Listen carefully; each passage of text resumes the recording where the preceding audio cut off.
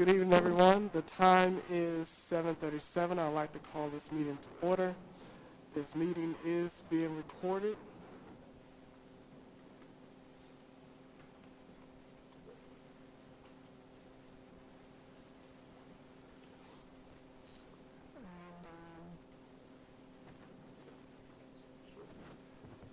Councilwoman Jones, would you mind doing the invocation, please? Our eternal God, our Father, we thank you so much for this day. We thank you, Lord, because you're a great God and an awesome God and a mighty God. Father, we ask you to come into this meeting now. Give us clarity, give us discernment, give us understanding, and give us wisdom as we do the business of the city of Glenarden. Father, we pray a special prayer over all of our citizens, over the leaders of this community, Lord. We ask you to bless each and every one of them. Father, right now, as we're dealing with a situation in the community where someone's home is being engulfed in flames, we ask you, Father, in Jesus' name, to meet every need of that family, oh God, every need that they have, Father. We ask you supernaturally to meet every need, Lord. It is in Jesus' name that we pray and say amen. Amen.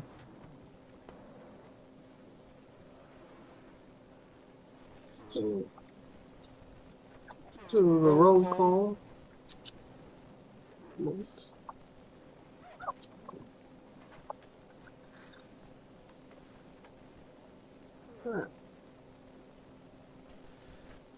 Councilwoman Fareed. Here. Councilwoman Guillaume. Here. Councilman Hairston. Here.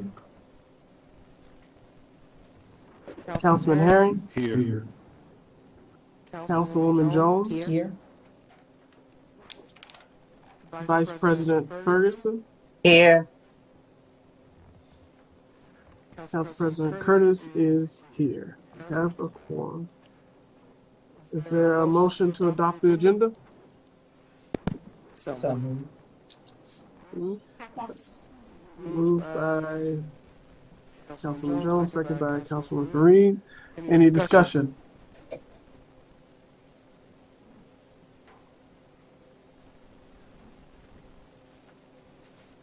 Okay. Councilwoman Fareed. Yes. Councilwoman Guillaume. Yes. Councilman Hairston. Yes. Councilman Councilman Herring. Herring. Yes. Councilwoman Jones. yes.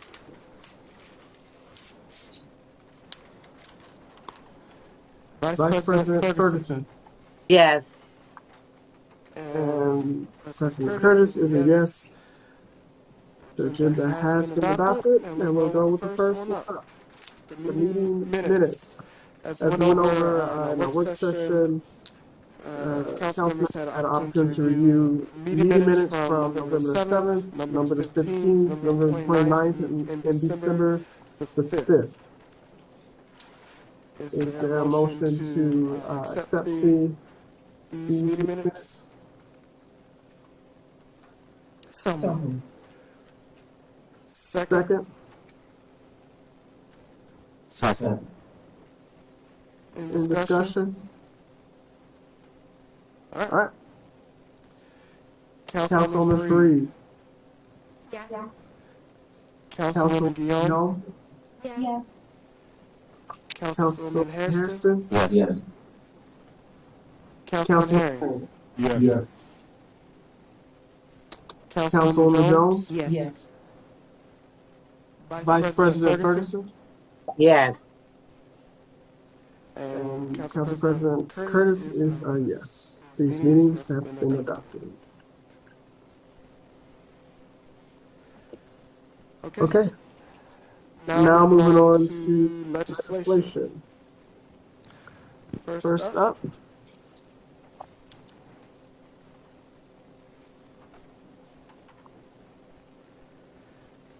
is ordinance O-03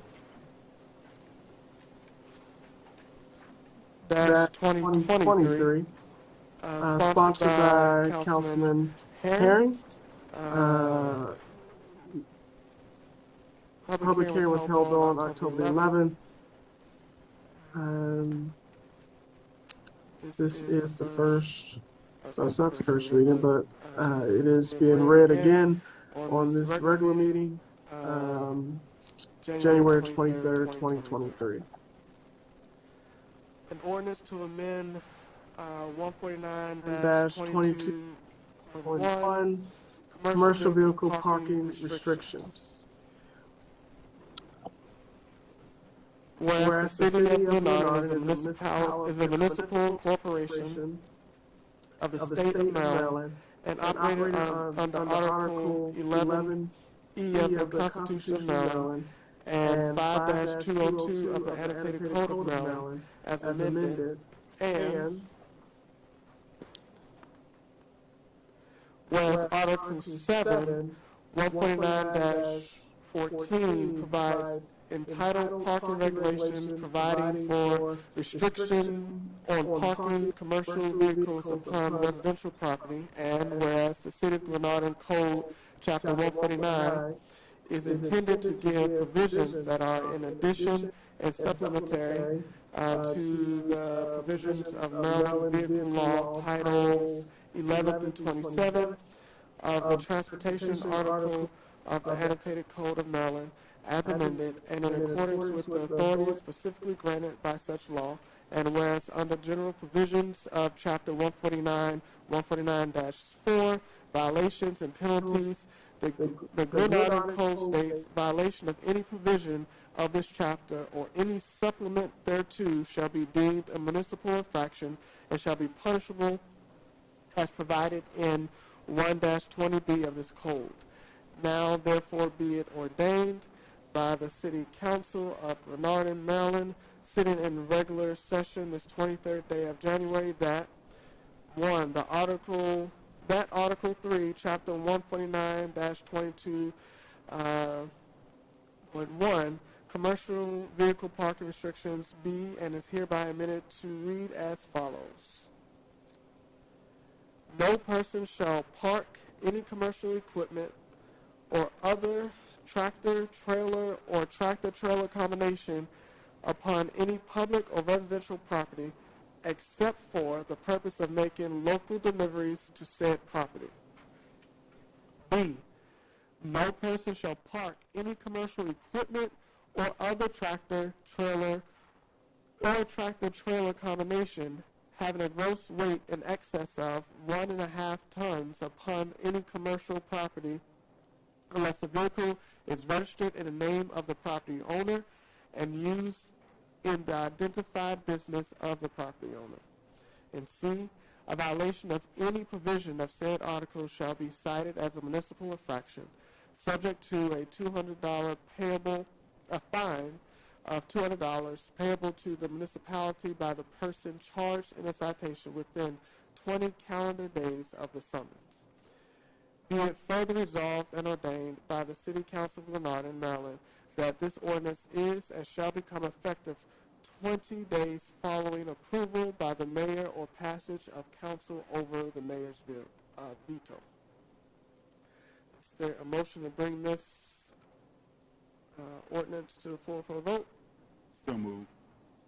Is there moved by Councilman Herring? Is there a second? Second.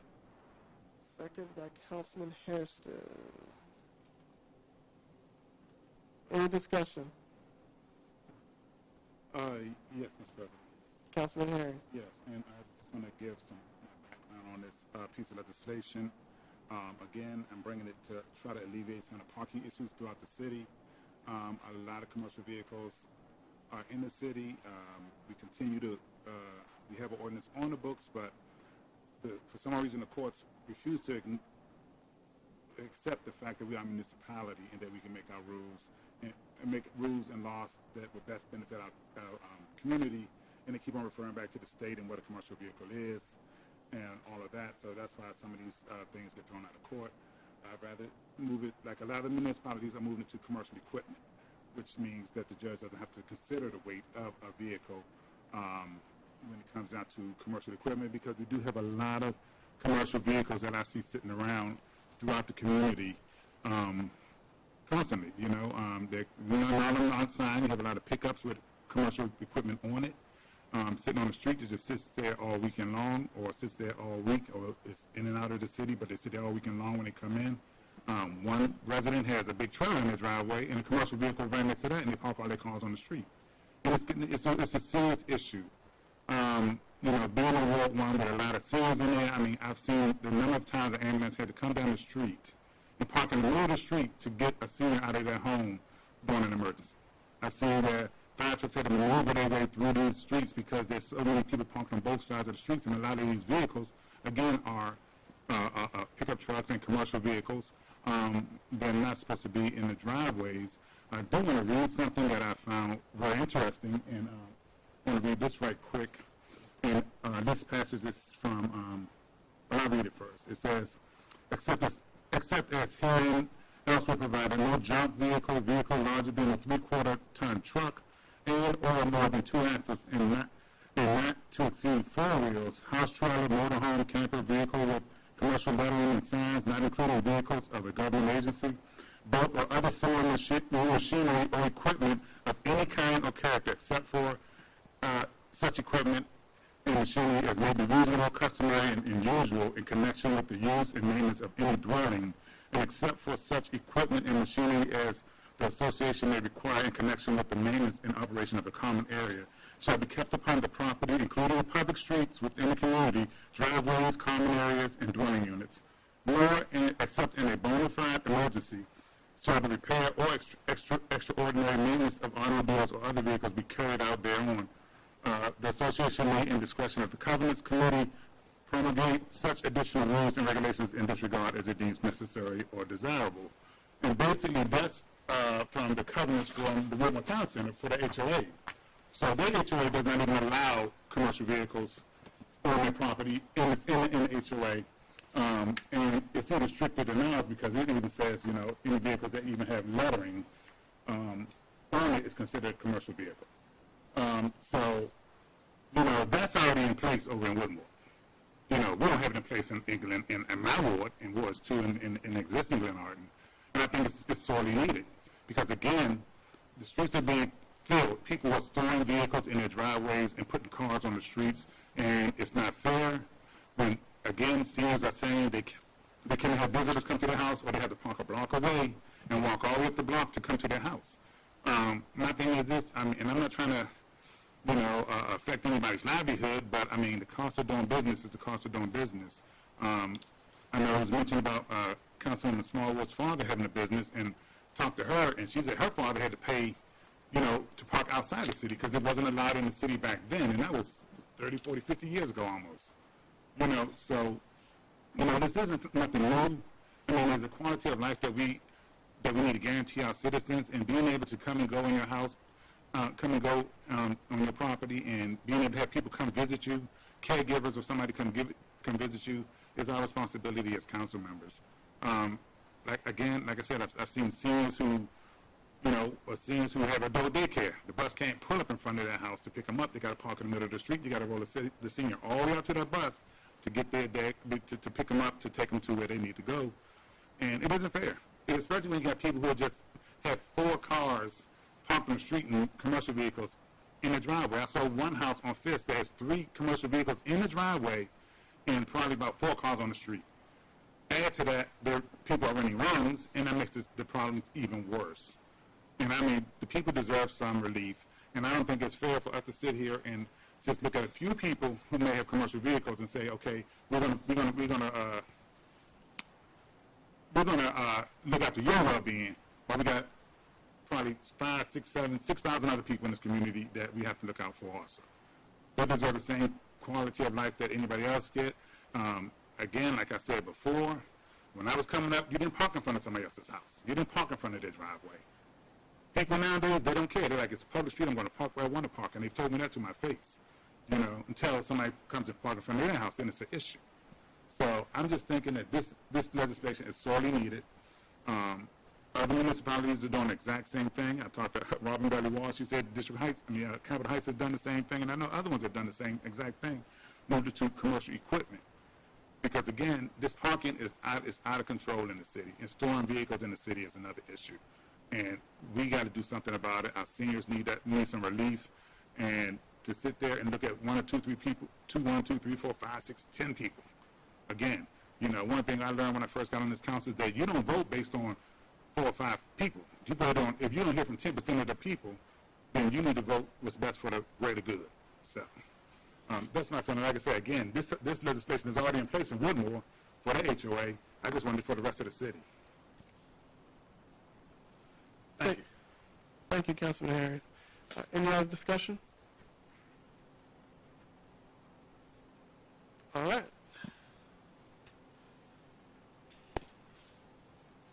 That we'll go on with the votes. Councilwoman Fareed. Thank you, Council President, and thank you, Councilman Herring, for your comments. Closer? Is this better? Yep. Okay. Thank you, Councilman Herring, for your comments. I think you're exactly right with, in terms of the quality of life and parking on the streets and the proliferation of vehicles. I do, however, think that that can be addressed through the other resolution that I've co-sponsored with you regarding street parking. While I do not believe that this particular ordinance has discriminatory intent, I think when being applied, it will have discriminatory impact against small business owners. Small business is the backbone of our country and our city, and I think that we can find other ways to manage the commercial vehicles without restricting them altogether. And I hope we can find a way to do that in the future. If this does not pass, with that, my vote is no. Councilwoman Guillaume. Thank you, Council President, and also thank you, Councilman Herring, for what you shared. In the interest of time, I think everyone already kind of should know where my position is on this as far as looking for a compromise, and I also agree with what my colleague, Councilwoman Fareed, shared, so my vote is no.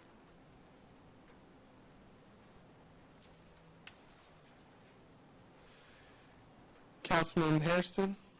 Yes. Councilman Harry. Let me just say, there is nothing discriminatory about this legislation when it deals with small businesses, because again, this is a residential neighborhood. It's not a commercial district. If you have a small business, you really need to be registered with the city of Glenarden. So that's another issue that we need to look at. So I'm just saying, again, you know, citizens need relief, and I'm going to bring the legislation that I feel will give them the relief that they're entitled to as citizens in this community. Again, I cannot with a good conscience vote for a small minority of people who are going to be affected when the greater good is being affected. It's just not, that's not logical, but, you know, so I'm going to vote yes. Thank you. Councilwoman Jones. To my esteemed colleagues, I heard all of your sides. I've listened to what our police chief, Chief Bryant, has brought forth. I had asked earlier at the public hearing if he would do a drive around with the officers to see just how many commercial vehicles are really in the city. They may be commercial vehicles by the labeling of them, but we need a piece of legislation that's going to be able to impact what's going on, because once we go to the court system, we don't have a court system in the city of Glenarden. Prince George's County, they go to Prince George's County and the judge deems it differently. I think that what needs to happen is we need to sit down with different municipalities and find out how they're really handling this. We need to talk to the judicial system to see where we're lacking in the legislation to have these things done. And I don't see this piece of legislation doing any of that. Like I said, when we first moved to Glenarden in 1964, my family, most of the people here were government workers or school teachers and the like, people that worked at the post office. So we didn't have a lot of vehicles pickup trucks. Everybody had mostly cars. Everybody didn't have pickup trucks. Now the city has evolved into a place where we have tradesmen that live in the city, and they have pickup trucks that are not necessarily commercial. They have different trucks, different types of trucks that are not necessarily commercial because the county does not deem them to be commercial. I believe that this piece of legislation needs to be more impactful if what you're trying to do, you want to bring resolution to what you're trying to do. Also, we need to look at the small businesses, if we have any in the city, that need to be addressed because there's codes against that. We need to look at the renter issue, if there's a renter issue, and address that. So, with that, my vote is no.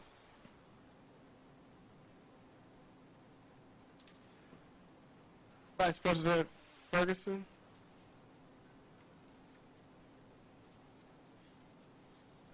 Can you say that again, please?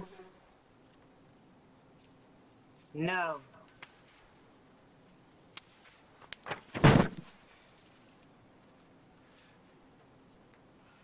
Council President Curtis, I would say that I have heard all sides to this. I'm on the other side of this. Councilman Herring, I haven't heard from as many people as you have, and I don't doubt that you've heard from a lot of people.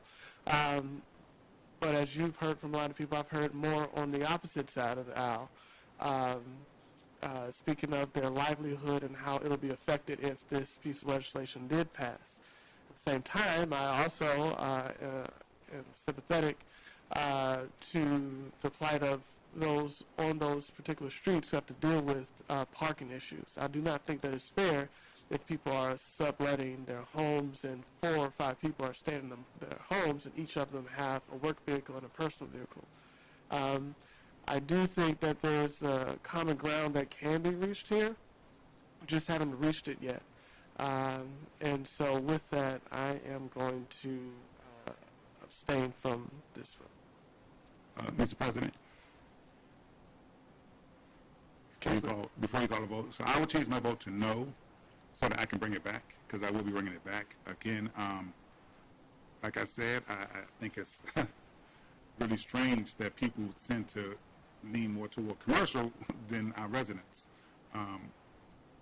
Again, if this is already enforced over in one subdivision, I don't know why it isn't being enforced in the rest of the subdivision. But let me just say this, because the law is already on the books for commercial equipment.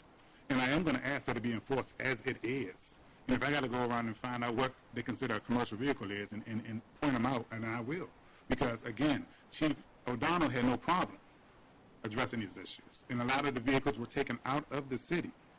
So, and what I am really tired of is somebody saying that this isn't a commercial vehicle and this isn't a commercial vehicle when it is a commercial vehicle.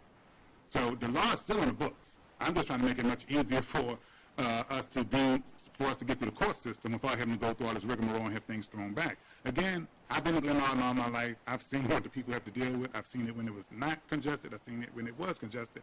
And I'm going to always be on the side of the citizens. I'm sorry, I can't be on the side of commercial businesses. You know, unfortunately, again, if you run a business, that's the price of doing business is your overhead. You got to park it outside somewhere. You got to park it outside. My brother had too. He had to park him outside the city. He paid to park him outside the city. You know, other people I know has paid to park them outside the city. You know, I know somebody else who was reported on and they had their truck taken out of their backyard, had to get their truck out of their backyard.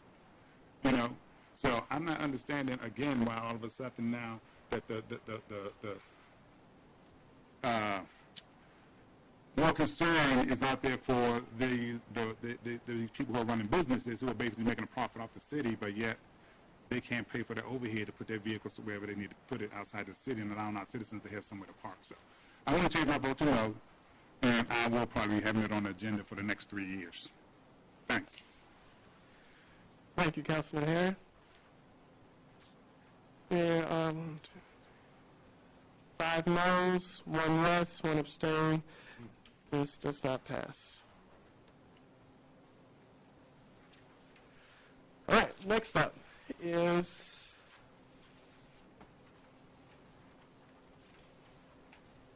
ordinance to amend Chapter 15 Ethics, O-05-2023. Councilman Jones. Okay. Ordinance number 05-2023, sponsor Council President Curtis, Council Vice President Ferguson, Council members Erica Fareed, Kathleen Guillaume, Maurice Harrison, James Herring, and Robin Jones. Session, public hearing was January 17th, 2023. Regular session, January 23rd, 2023, first reading. Date of introduction, regular session, February 20th, 2023, second reading. An ordinance to amend Chapter 16, Ethics. Whereas the City of Glenarden is a municipal corporation of the State of Maryland, and whereas Maryland's Code, Section 5801 of the General Provisions Article requires municipal corporations to enact ethics laws and requires that the State Ethics Commission approves all municipal ethics ordinances.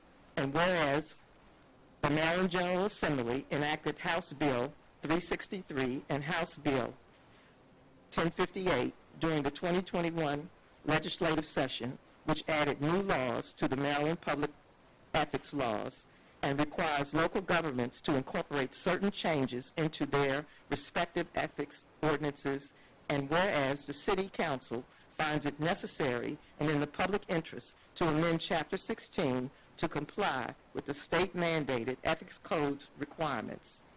Now, therefore, be it ordained by the City Council of Glenarden, Maryland, sitting in regular session on this 20th day of, that's in February is when that'll happen, because this is the first reading again. That 1, Chapter 16, Section 16-4, definitions, be and is hereby amended to read as follows. Section 16-4, definitions. In this chapter, the following terms have the meanings indicated. Quasi-governmental entity, an entity that is created by the state statute that performs a public function and that is supported in whole or in part by the state but is managed privately. 2, Chapter 16, Section 16-6, conflicts of interest, be it and is hereby amended to read as follows. Section 16-6, conflicts of interest, solicitation and acceptance of gifts. 3, an official or employee may not knowingly accept a gift directly or indirectly from a person that the official or employee knows or has reason to know. E, is an association or an entity acting on behalf of an association that is engaged only in representing counties or municipal corporations.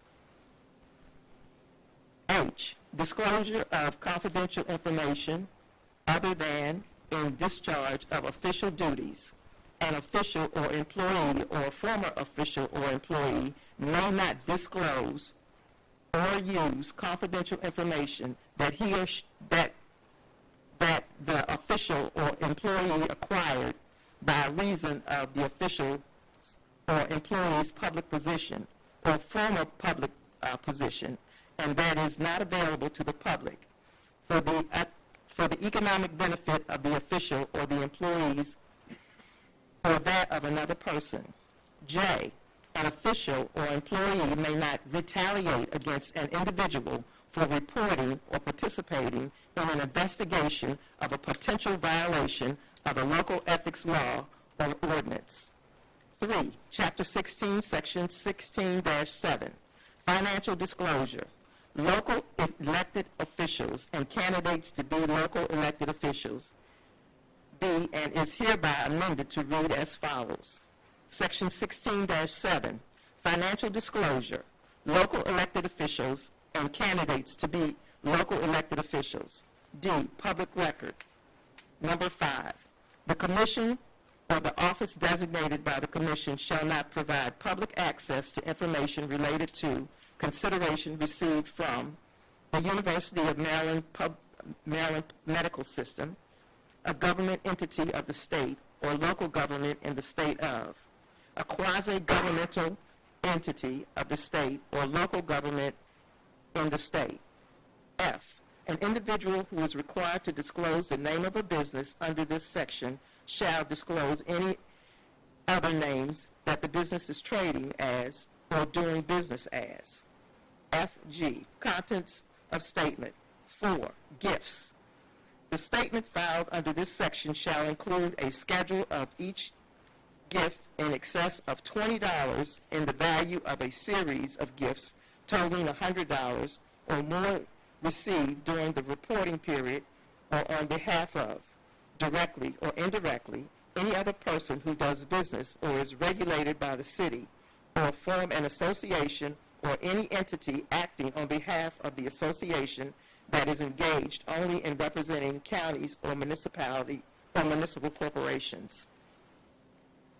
9, relationships with University of Maryland Medical System, state, local government, or quasi-governmental entities. An individual shall disclose the information specified in General Provisions, Article S-607, I, and then 1, Annotated Code of Maryland for any financial or contractual relationships with the University of Maryland Medical System, a government entity of the state or a local government in the state, a quasi-governmental entity of the state or local government in the state. For each financial contractual relationship reported, the schedule shall include a description of the relationship, the subject matter of the relationship, and the consideration. 9 and 10. A statement filed under this section may also include a schedule of additional interests or information that the individual making the statement wishes to disclose. GH, for the purposes of Section 16-7, FG, 2 and 3 of this chapter, the C following. Interests are considered to be the interests of the individual making the statement. 1, an interest held by a member of the individual's immediate family if the interest was at the time during the reporting period directly, indirectly controlled by the individual. An interest held by a business entity in which the individual held an interest of 30% or greater at the time during the reporting applicable period. A business entity in which the individual held a 10% or greater interest. A business entity described in Section A of this subsection in which the business entity held a 25% or greater interest. C, a business entity described in Section B of this subsection in which the business entity held a 50% or greater interest. And D, a business entity in which the individual directly or indirectly through an interest in one of or a combination of other businesses entities hold a 10% or greater interest. 3, an interest held by a trust or an estate in which at any time during the reporting period, A, the individual held a reversionary interest or was a beneficiary, or B, if a revocable trust, the individual was a settlor. I, review of statement. Now therefore be it ordained by the City Council of Glenarden, Maryland, that this ordinance is and shall become effective immediately following approval by the mayor or passage by the council over the mayor's veto. And that, my citizens, is the first reading.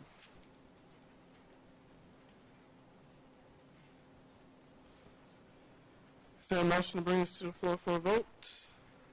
Oh, no, we have to have another reading. Yeah, Mr. President, this is the first reading, so we just move on to the next piece of legislation. Okay, sorry. Thank you. To the next piece of legislation.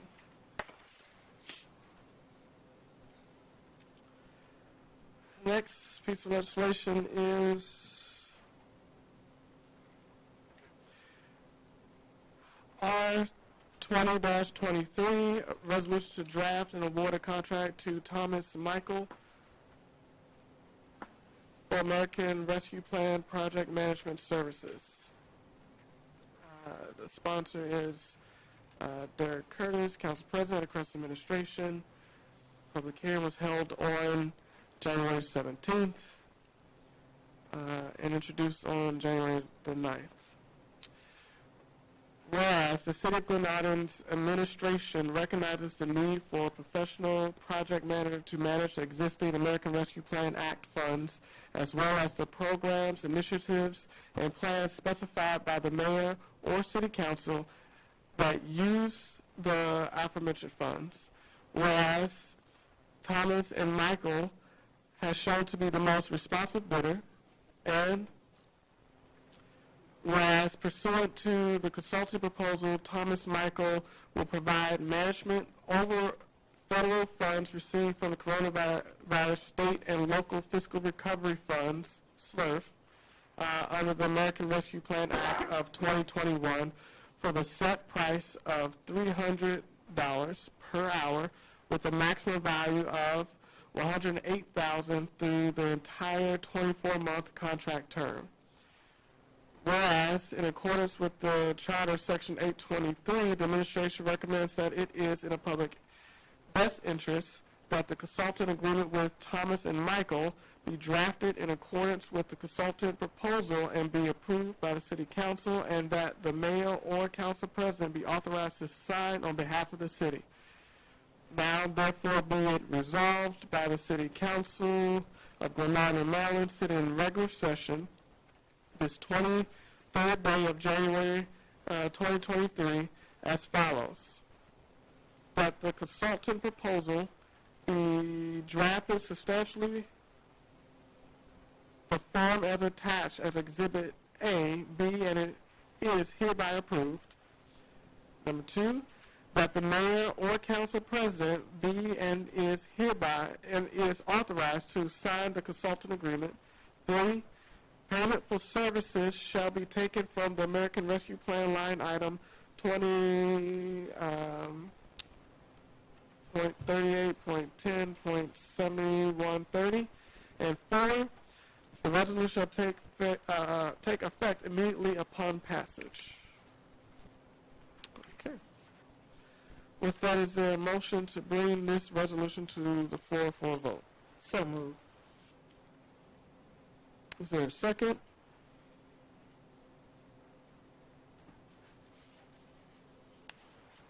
Second by Councilman Fareed. Any discussion? Councilman Harris? Yes, Mr. President. I'm still not comfortable with this contract. I mean, I know what we were told, but when I look at this contract on the back, the proposed cost says the proposed cost for the above services is an hourly rate of $300 per hour with a maximum contract value of $108,000 for the 24-month contract term. Now, we're told if we exceed $108,000 within that 24-month contract term, they will continue working for us for free? Yes, that's the information you guys requested. I spoke to him. That's what he does for the other municipalities. It's in the contract. Yes. So we won't. So we can't. So we're not going to get billed anything because he says fees should be paid within 30 days of the city receiving an invoice. So I just want to be sure that this is a maximum amount, and that when we hit $108,000, that we won't be still getting. Well, no. I mean, yeah, we won't be getting invoices. Because again, once we hit $108,000, you know, that's it for us to spending anything. So I just wanted to be sure. I just see when I see hourly rate of $300 per hour, that means they're going to charge us an hourly rate for everything they do for us for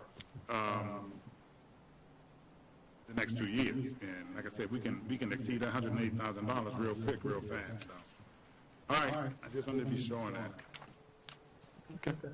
Thank you, Councilman Harris. Is there any other discussion?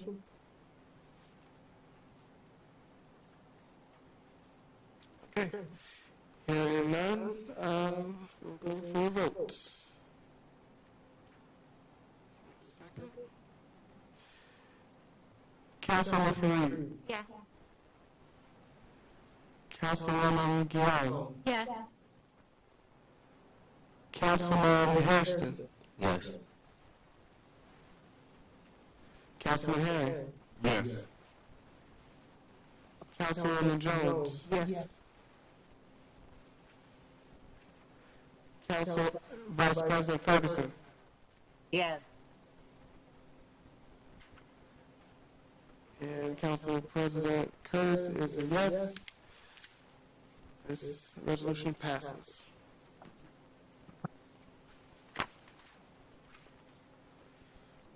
Councilman Jones? The next piece, the next piece of legislation is Resolution R 21-2023. The sponsor is Derek Curtis. Council President, co-sponsors at the request of the administration. Public hearing, it was January 17, 2023. The regular session, January 23, 2023. A resolution to award a contract to Municipal Grant Services for grant consulting and project management. A resolution to award a contract to Municipal Grant Services for grant consulting and project management. Whereas the City of Glenarden's administration recognizes the need to consult with professional grant writers and project managers to secure local, state, and federal grants that may be available to the city. Whereas the Municipal Grant Services has shown to be the most responsive bidder, and whereas the City Administration staff has negotiated a contract with Municipal Grant Services, a copy of which is attached as Exhibit A, and whereas pursuant to the contract, Municipal Grant Services will provide local, state, federal, or other grant sources, consulting, drafting, monitoring, and project management for the set price of $3,750 per month. Whereas in accordance with Charter Section 823, the administration recommends that it is in the public's best interest that the consultant agreement with Municipal Grant Services in substantially the form attached be approved by the City Council, and that the Mayor or the Council President be authorized to sign on behalf of the City. Now therefore be it resolved by the City Council of Glenarden, Maryland, sitting in regular session on this 23rd day of January 2023 as follows. 1. The consultant agreement in substantially the form as attached as Exhibit A be and is hereby approved. 2. That the Mayor or the Council President be and is authorized to sign the consultant agreement in substantially the form as attached. 3. Payment for services shall be taken from the American Rescue Plan line item 20.38.10.7130. This resolution shall take effect immediately upon passage. Thank you, Councilwoman Jones. Is there a motion to bring this to the floor for a vote? So moved. Moved by Jones. Is there a second? Second. Second by Councilwoman Fareed. Any discussion? Yes. Councilman Herring? Mr. President. Okay. So we're paying them $3,750 to do the exact same thing that G.S. Proctor was doing for $2,000. I mean, it sounds like exactly what they were doing before. And we're going to pay them this every month, even if they don't do anything. Acting City Manager Bryant. Good evening. This is the police grants. This specifically for police grants. I don't think G.S. Proctor did the exact same thing these guys are doing. If they did, these guys are more reputable. The person that runs it is from the police. Know exactly what the police department is, as he stated in his presentation. It would be very beneficial for the police department. As you can see, police department, we need we need a lot of things, and they'll be able to help out, as he stated, help with another municipality that's going through some of the things we're going through with granting, helping get $7.4 million in 4 years. So I think it'd be very beneficial, especially moving forward with the police department attempting to grow, attempting to get a facility, equipment, grants, and so forth, and also help our budget. We can offset some of our budget, a lot of things in the budget that we go back and forth about we don't have the appropriate funds for. They can supplement that. So I think it'd be great for the agency and the city of Glenarden. Thank you. Let me just say this, because I don't like when people put words out there like they're more reputable. GS Park is a very reputable company. I mean, they may be more qualified in securing police grants, but when it comes down to reputation, GS Park is a very reputable organization. Like I said, I'm just asking because, I mean, they could have gotten us whatever we needed if we would have asked for it, but that's one thing that we always run into is that we bring these contractors on and then we sit silent on what we need. I'm sure you'll probably utilize them. So I just see the figure as high. That's it. Thank you, Mr. President. Thank you, Councilman Herring. Any other discussion? Yes, Council President. Councilwoman Fareed. Acting City Manager, Chief Bryant. Are they limited to only working on police grants? I had hoped that they would be able to help us with other grants as well, but hearing what you said, it sounds like it's very specific. It's specifically police grants, but it's a lot of grants tie in together to benefit the city. So it all depends on what the grant is, but they will be beneficial to the city. But mostly police grants they specialize in. But there are other grants. For example, for retirement purposes, they know grants to come in to help offset paying into LEOSA, because right now paying into the retirement is like a large amount of money for the city, so they get grants to pay and stuff like that to help offset the budget and so forth. So I think it'd be beneficial. Yeah, I definitely think we need that service for the city. I think there's potentially money out there that we could get, but my concern would be the limitation on their scope. Thank you. Okay. Thank you, Councilwoman Fareed. Any other discussion? All right. With that, we'll go up for vote. Councilwoman Fareed. Abstain.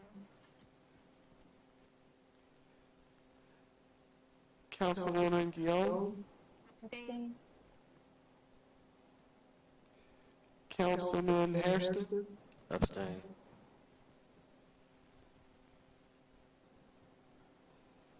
Councilman Herring. Abstain. Councilwoman Jones. Yes.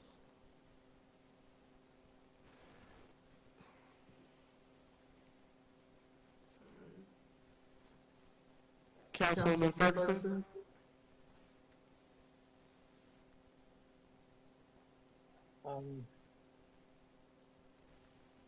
Abstain.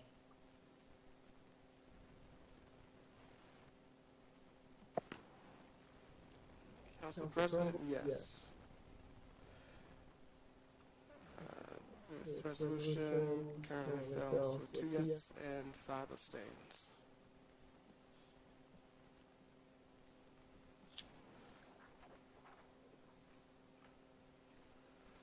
Next up is Resolution R-22-2023, resolution authorizing purchase of a Ford Police Interceptor from New Holland Auto Group.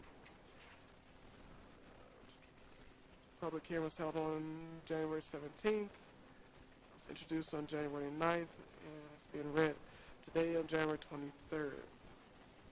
Whereas the city's administration has determined that it is in the public's best interest to authorize the Glenarden Police Department to purchase a new vehicle to ensure the continued growth and operations of the police department, and whereas the administration seeks the council's approval to authorize the purchase of the police vehicle within the FY22 budget under line item 8367-30-80-10, and whereas it is necessary to purchase the Ford Police Interceptor from New Holland Auto Group at the price of $35,984 as attached in Exhibit A, and whereas the City Council has previously approved the allotted funds in the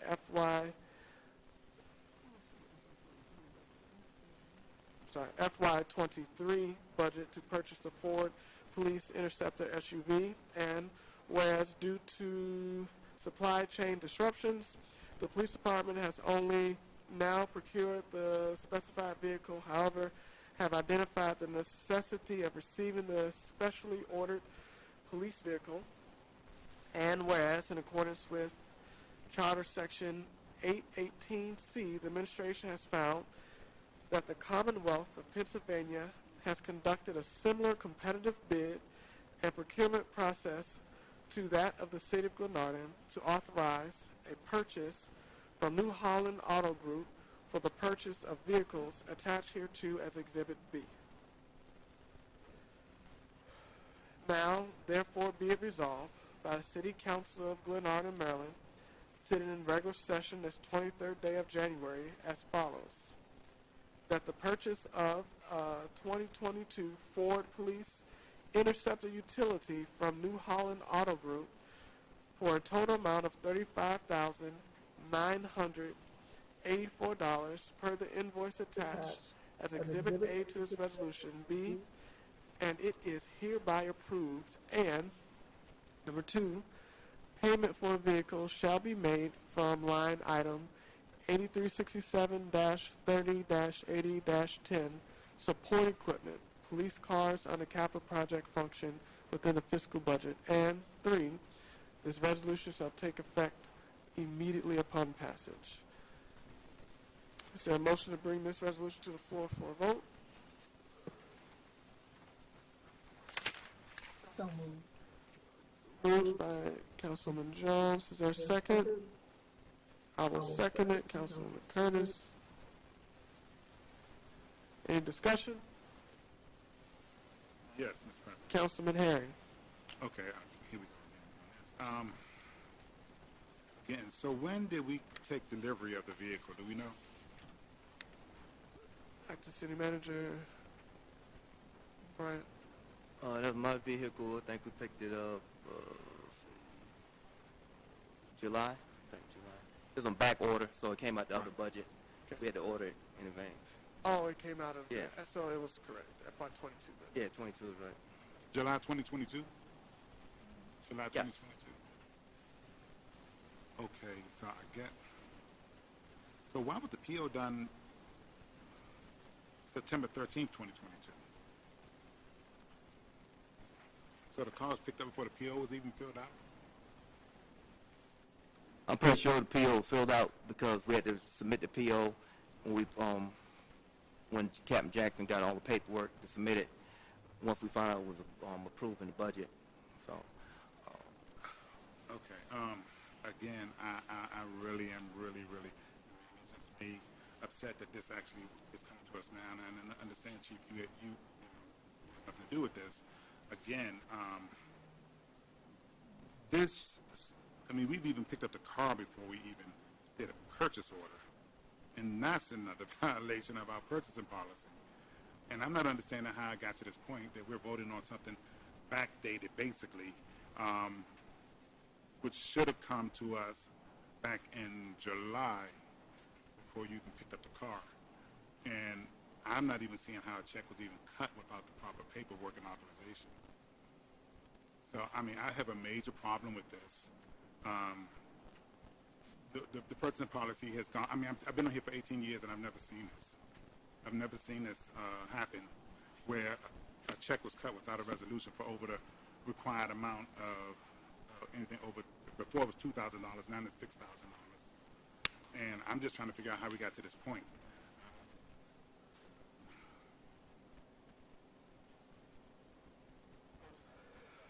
I got any answers? I didn't cut the check. I didn't know if you were asking a question or if you I'm were asking a question. How did we get to this point? Councilwoman Gill. I too have the same question as Councilman Herring as far as how did we get to this point. I just don't know. And I'm a little confused though, because if we look at the last page where it's invoice, it says July 2021. So I don't know if that's a typo or if it was invoiced even further. May I? Okay, a lot of times when we go through Harlan, we will get a quote from them and they'll lock into that quote like a year earlier, and then over the municipal government, it takes a little while for everything to get approved. So they'll give you that quote and they'll hold that quote for a while for you, just so you can do whatever paperwork you got to do. So I can understand it being dated that far back.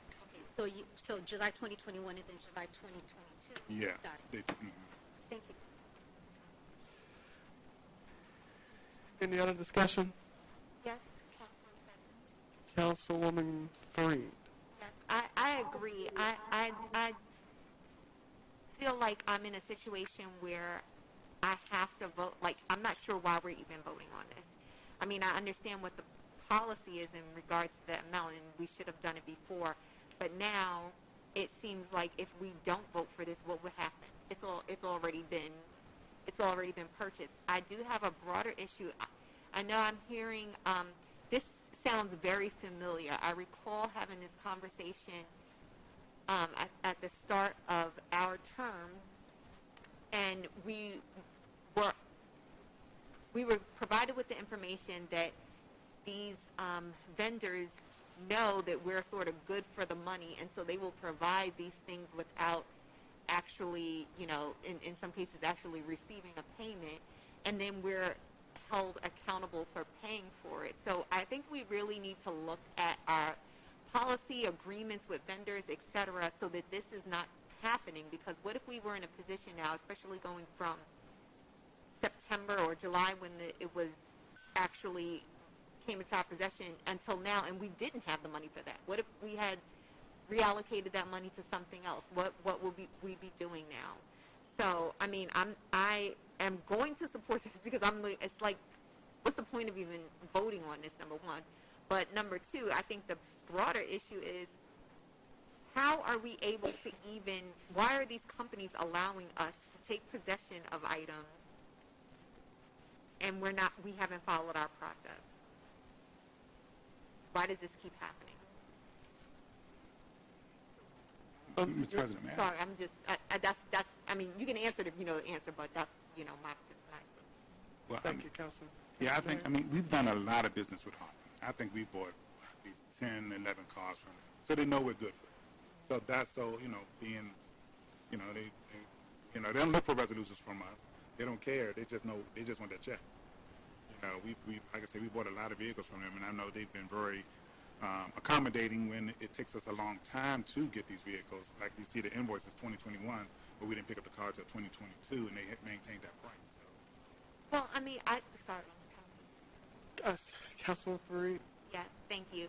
And that makes sense. However, I think what if I was a former police officer who didn't even work for the city anymore, and I went to Holland and procured a vehicle? Like, what? I mean, there has to be something more that they receive from us other than somebody saying, I want to order something, especially with this level of commitment.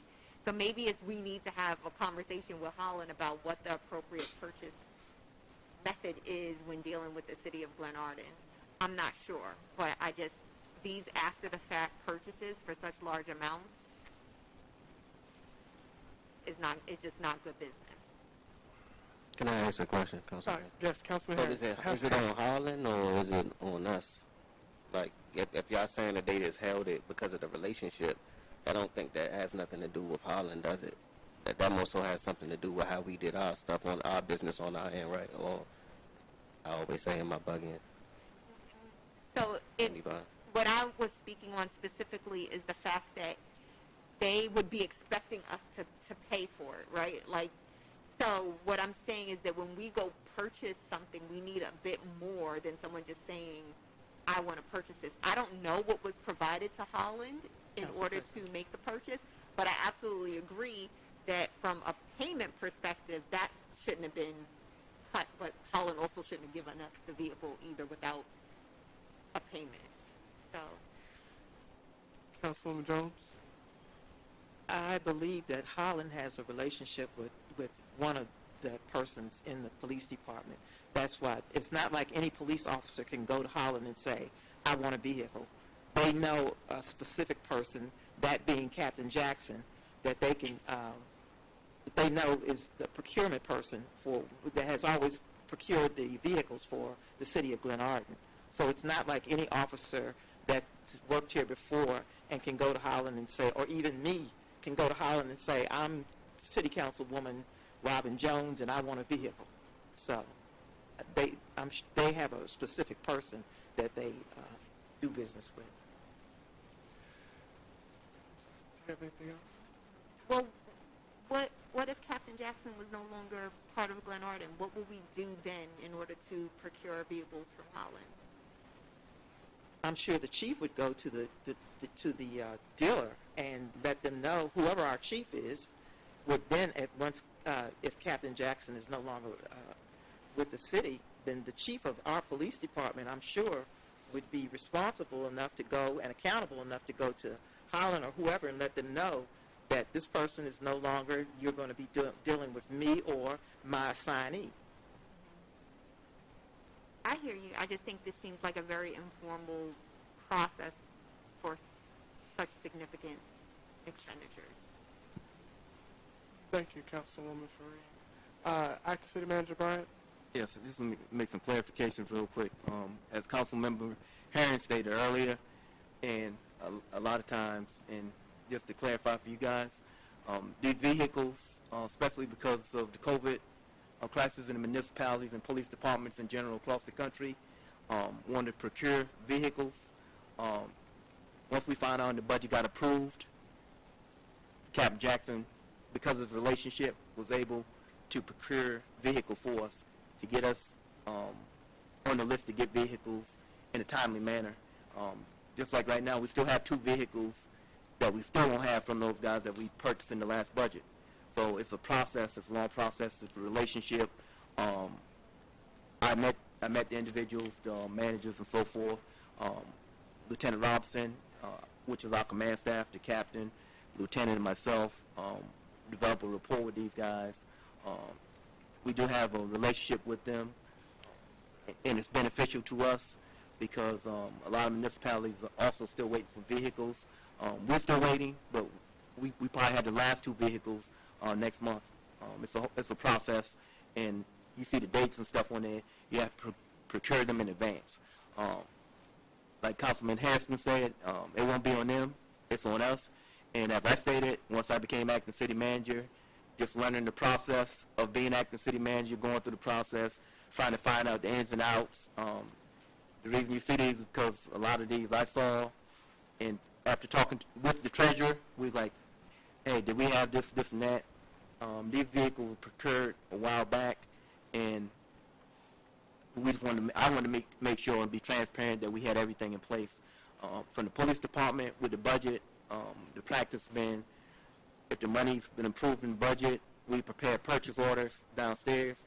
We take it upstairs, and it's the city manager's responsibility to make sure the resolution is prepared and forwarded to the treasurer.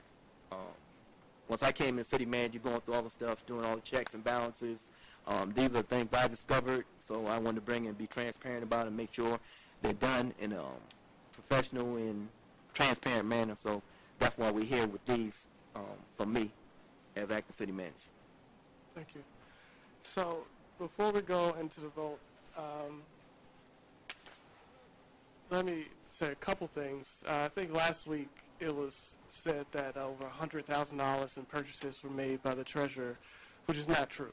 This was the $35,000. It was not $106,000. Second, businesses have internal controls. Sometimes you assess those internal controls and you find out you need to tweak something here, tweak something there. You know, mistakes do happen. In my time of being here, this is the first time I have not seen a resolution with a purchase like this.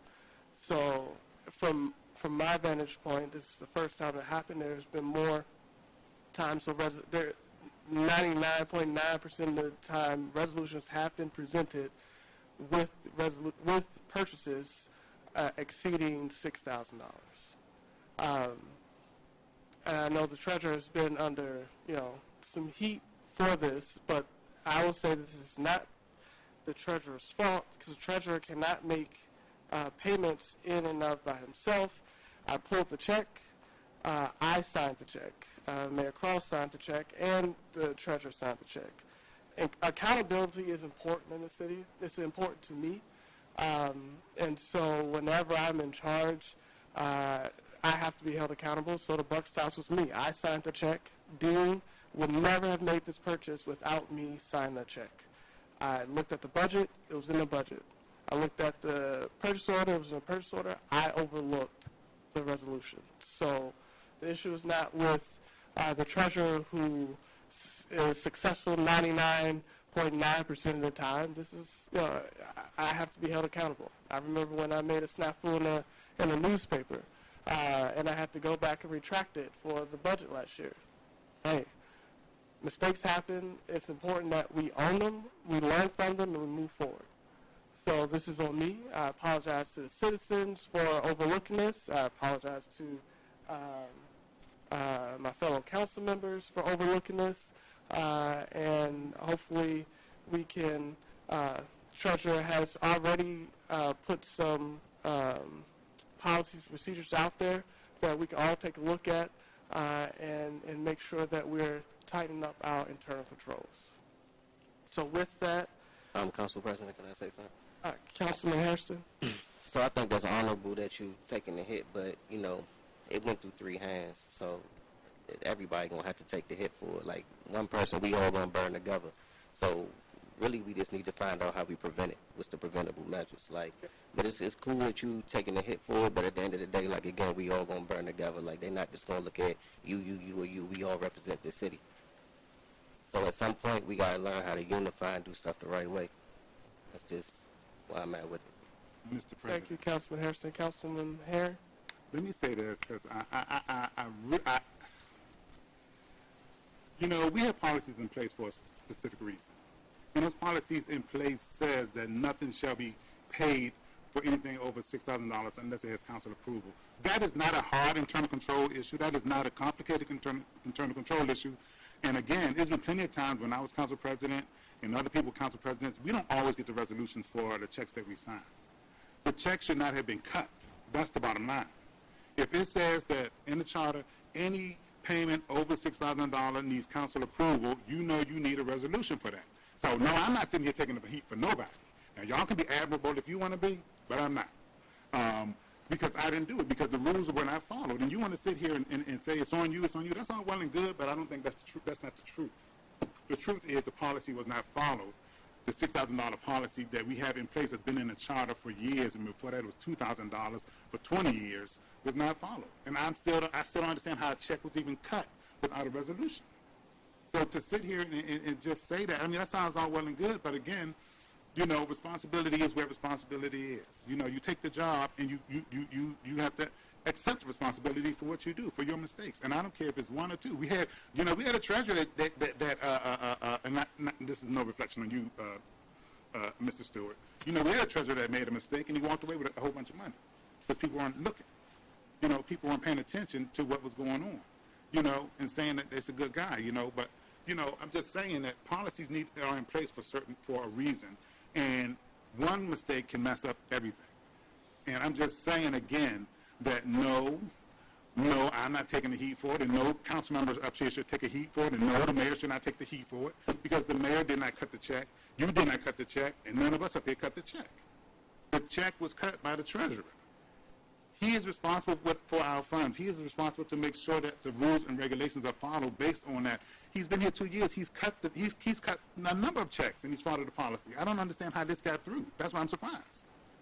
I'm not understanding how it got through and why it was done. So, no, I'm not going to take the heat. I'm going to put the responsibility exactly where it lies. The policy in place is not good. I don't want people to think that we got a whole internal control issue up here. No, the policy in place is quite clear. It's concise. And then it just needs to be followed. So, to put that out there, and now all these other new rules and regulations coming through, those rules and regulations don't even go into effect until the council approves them.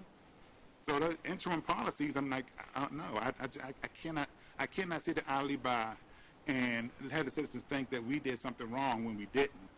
When, again, it's their tax dollars. I've got on here, and want people to have trust in me as a council member that I'm going to acknowledge a mistake with their tax dollars when it happens and let them know who's going to be accountable for that mistake and what we as a council are going to do for that. Thank you, Councilman Harris. So we'll have 2 comments and we'll move forward, so we're going to prolong this. Councilwoman Jones. This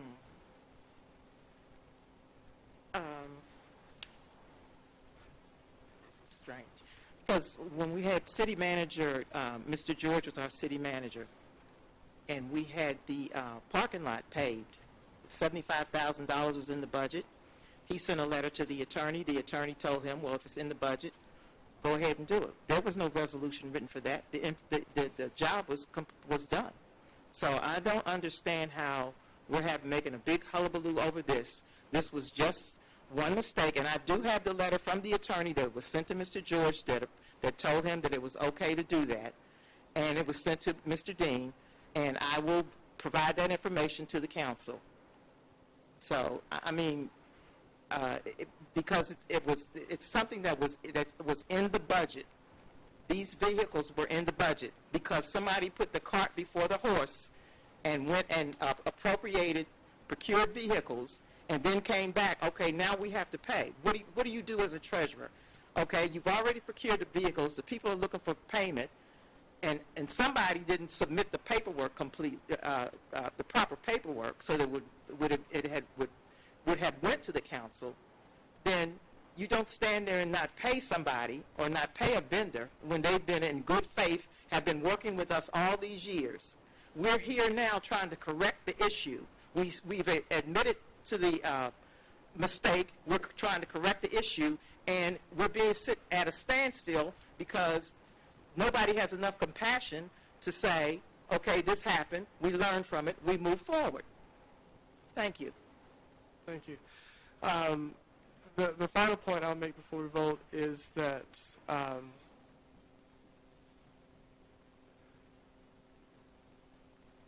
too often I've seen the treasurer make a lot of good decisions. And it's not often in here that we say, oh, congratulations on the decision that you made. Oh, you signed that purchase order with the resolution. You don't see that often, but the first mistake, it's, let's just heap all this on them. That's hard to do. And that's not to say that people shouldn't be held accountable. I've spoken to Mr. Stewart, and he takes his job very seriously. We asked him to investigate. He investigated. And he's already taken, steps to make sure that this does not happen again. He held himself to a very high standard. And I think it's a shame that in society we're willing to drag someone through the coals over one mistake, but people don't see the ton of good things that an individual does behind the scenes.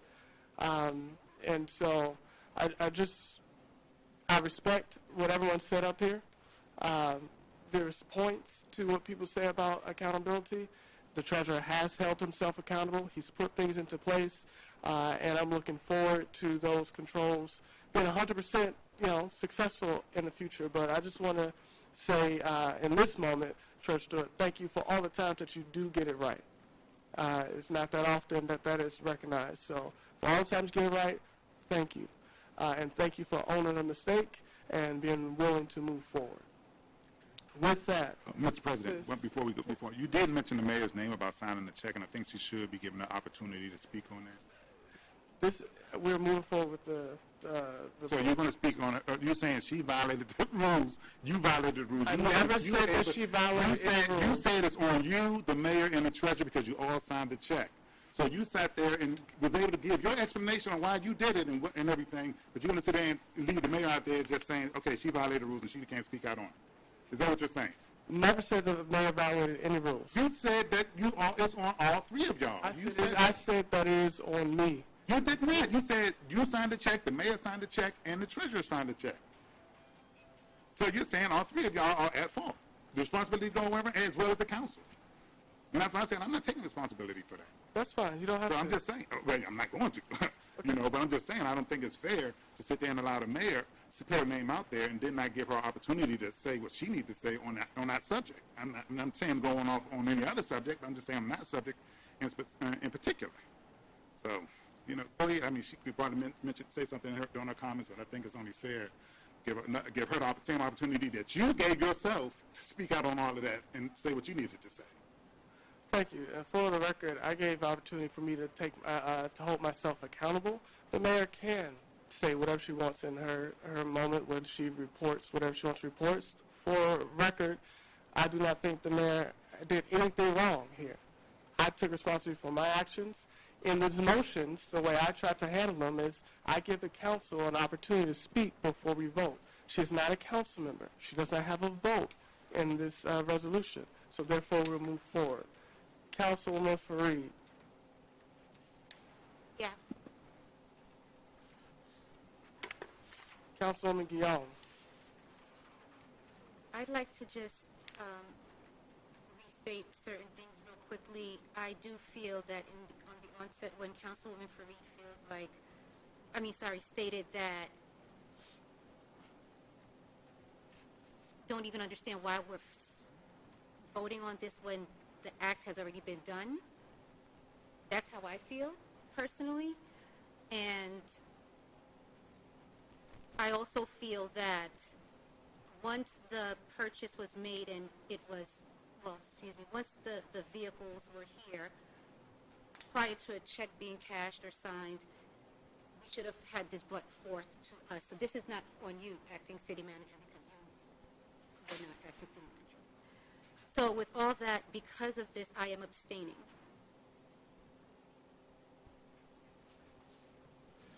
Thank you. Councilman Hairston. Yes.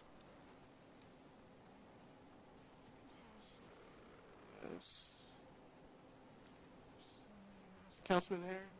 Let me say this, because some comments were made, earlier about, going to the attorney and asking the attorney if something's been approved in the budget, then you can vote on it. In the history of Glenarden, we've never done that. We've never done it. And once the attorney realized where we showed him in the charter that it said the council got to approve anything over $6,000, he changed his tune and said that we got to approve it.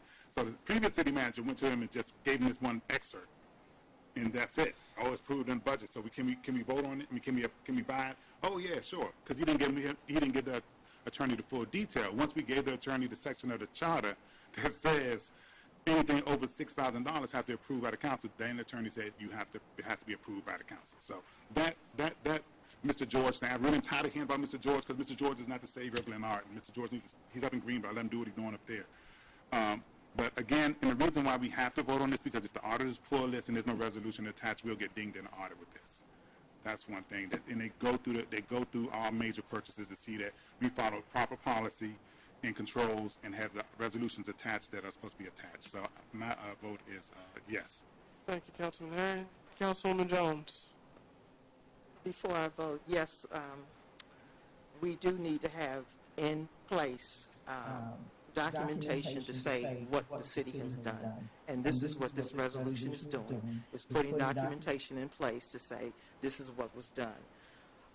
Also, like I said, tomorrow I will present the documentation from the attorney to Mr. George, and I'm not saying that he's the savior of the city of Glenarden, but you just can't erase people like they want to erase culture, but you can erase situations and things that happen to suit your own issues. So my answer for this is yes.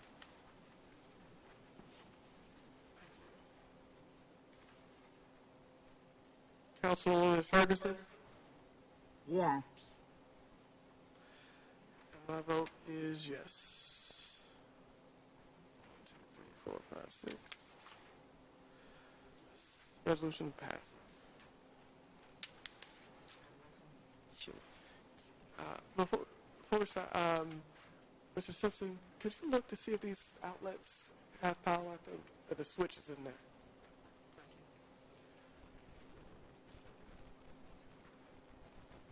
All right, Councilwoman Jones.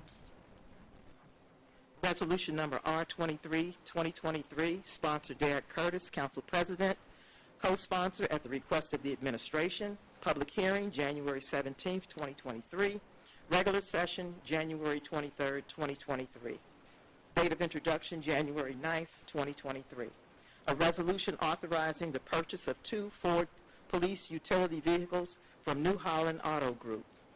Whereas the city administration has determined that it is in the public's interest to authorize the Glenarden Police Department to purchase 2 new vehicles for police officers to increase public health and safety, and whereas the administration seeks the council's approval to authorize the purchase of the police vehicle within the current budget under the line item 8367-30-80-10, and whereas the City Council has previously approved and allotted funds in the FY23 budget to purchase Ford Police SUVs, and whereas it is necessary to purchase 2 Ford Police utility vehicles, both VIN numbers are indicated, from New Holland Auto Group at the price of $71,968 as attached in Exhibit A.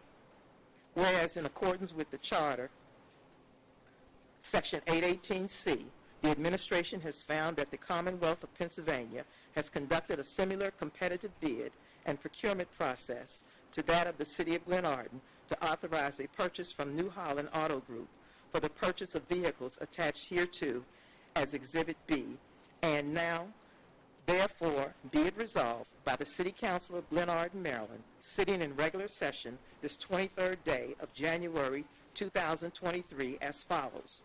1, that the purchase of 2 2022 Ford Police utility vehicles from New Holland Auto Group for a total amount of $71,968 per the invoice attached as Exhibit A to this resolution, be and it is hereby approved, and 2, payment for the vehicles shall be made from line item 8367-30-80-10, support equipment, police cars under the capital project function within the fiscal budget, and this resolution shall take effect immediately upon passage. Thank you, Councilwoman Jones. Is there a motion to bring this to the floor for a vote? So moved. Moved by Second. second by Hairston. Any discussion? Yes, Mr. President. Councilman Herring? Yes, I just want to be clear. So we have not, have we picked up these cars? Chief. Sorry. We should be picking up these 2 vehicles probably in the end of this month or beginning of next month. They're being outfitted. Okay, so they've been delivered to be outfitted? Yes. We don't have them in our possession yet? Right. Okay, all right. So, Councilman. That's it. Any other discussion? Okay. Oh, yeah, I do have another question. So let me ask this question, Chief. So you said you were going through everything, making sure all the bases were covered, and you found this needed a resolution?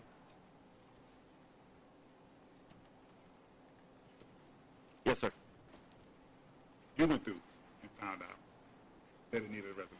Meeting with me and the treasurer met, and we went over stuff as me being city manager, and went over quite a few things and found out that we needed resolution for some things that wasn't handled.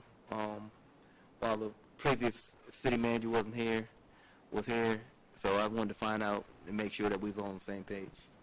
So the PO wasn't done until the 5th? PO wasn't done until the 5th? I know POs, like I said, the POs were done back when we had to get the POs up to the treasurer when we tried to procure the vehicle. And like I was saying earlier, with Captain Jackson making the phone calls and stuff, once we talked to the treasurer and find out that the money is in the budget, it's been approved, we'll get the invoice for the vehicles, and we'll do a purchase order downstairs, and we'll take it upstairs. That's the That's a protocol that me being chief of police during that time took those upstairs, the purchase order and the invoice. And once we take it upstairs, it's up to the city manager to make sure the resolution is prepared, and then it's forwarded, I'm pretty sure, to the treasurer. So for a purchase this large, the invoice was just down in your office, and the invoice was just down in your office. It didn't move anywhere. It didn't get up to the finance department. I don't understand the question. Okay, I'm asking because you're saying that you did the purchase order on the 5th. So I wonder where the invoice was that the treasurer did not get this to let us know that a resolution needed to be done and the PO needed to be filled out. So I'm just trying to figure out where was the invoice at when you found it and got with him on was the resolution done.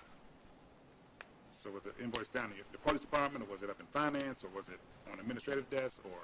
'Cause I see 2 invoices here. Right. So a lot of stuff was in the city manager's office.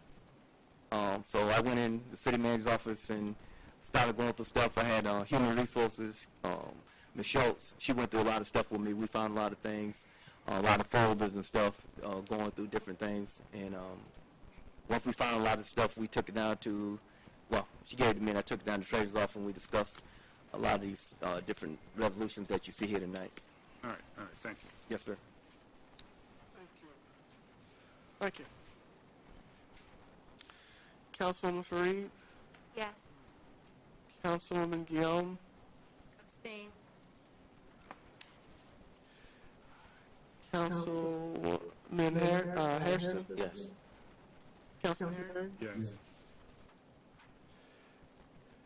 Councilwoman Jones, Yes. and Vice President Ferguson, Yes. President Curtis is a yes. Resolution passed. Almost there. Next up is Resolution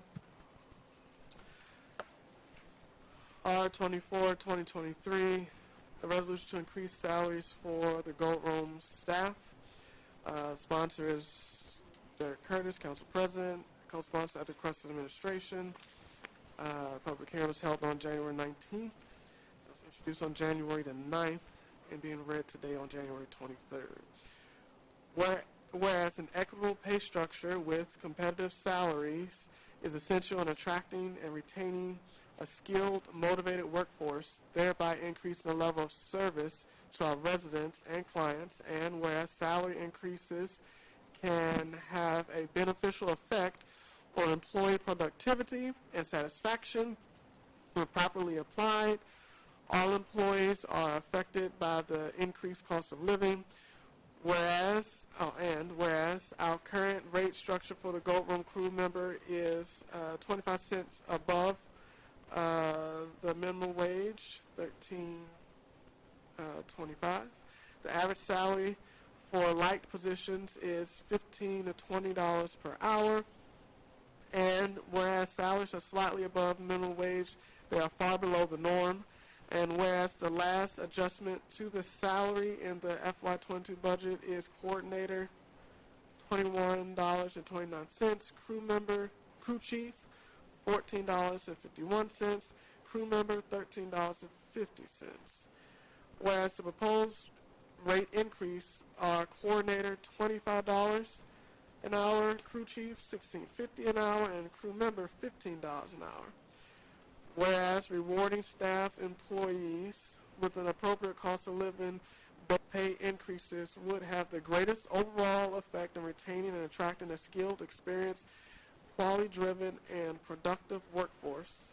And whereas there is enough salary savings to cover the proposed Gold Room rate increases. And now, therefore, be it resolved that the Council of the City of Glenarden recommends that the salary rate increases for the Gold Room staff be as follows. Gold Room coordinator, $25 an hour. Crew chief, $16.50 per hour. Crew member, $15 per hour. This resolution shall take effect immediately upon passage. Is there a motion to bring to the floor for a vote? So moved. Second. Second by Councilman Herring. Any discussion? Yes, Mr. President. Councilman Herring. But I know when we had our work session, I thought it was said that our gold room salaries were below minimum wage. Correct. Somebody, I know that was said in the work session discussion. The salaries for gold room staff, for the lower level staff, was below the minimum wage. Minimum wage in Maryland is $13.25. I mean, I just want to get some clarification on that because I know that was mentioned in another meeting. So, that's all. Thank you. Acting Manager Chief, do you mind if I go to Karen Schultz, who is our HR person? If you come up, please. We can barely hear you. Sorry.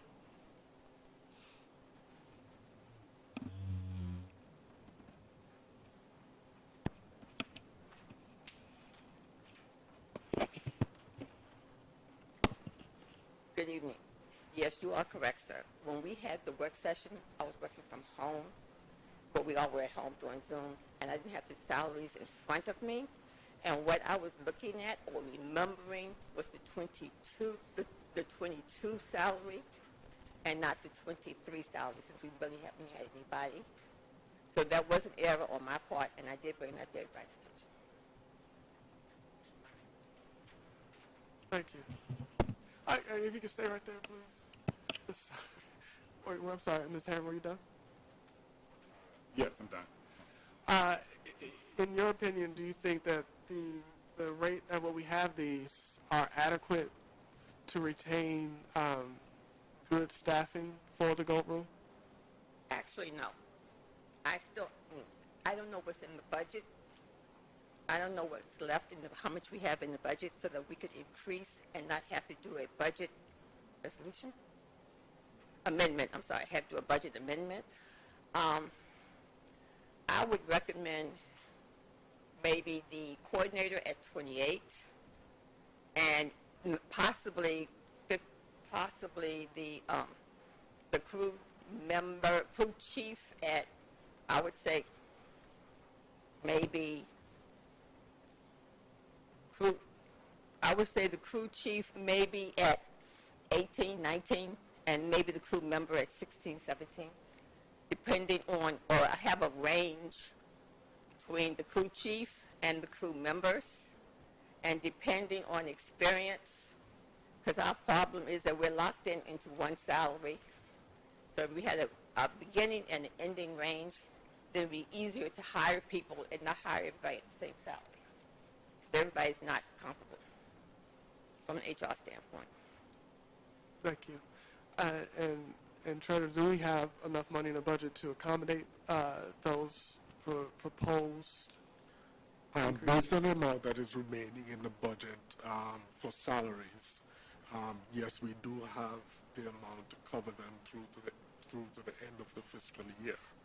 Where for 24, we would put them in their respective salary range. But for now, we do have funds remaining because one thing you should take into consideration, we didn't have any staff for more than, we're now in the 7th month. So yes, we do have funds available to cover. So to be clear, we have budget to not only do what we have in the resolution, but budget to increase it to what? To the amount that the HR has. $28 for the coordinator, $19 for the crew chief, and $17 for the crew member. As a matter of fact, I was looking at $20 for the, I think it was for the crew chief, and I don't remember how much I had for the crew members, but at $20 and $28, we would be able to manage those funds up until the next budget is done. Thank you. Council President. Councilman Hairston, sorry. So are we about to table this and work through it and come back to it, or it's going to make changes? I'm not really comfortable voting on it if we're not going to really have a conversation about it. Just making changes on the spot like this.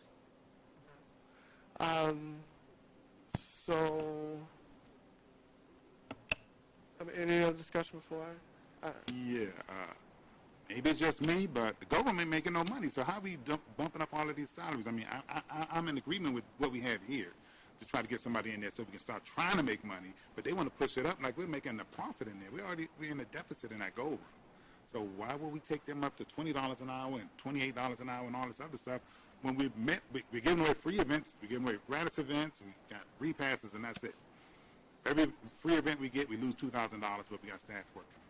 So I'm not understanding why we would even consider taking it up any higher than what we have here when we're not even making money in it yet. Now, I can see if we were booked a year out, okay, yeah, we're looking at that, but we got in the budget out, what, $100,000 in revenue that we're supposed to be getting, and we're 6 months into the year, and we're not even halfway there, I don't think. So I don't agree with even having a discussion to take it up any higher than what we have right now.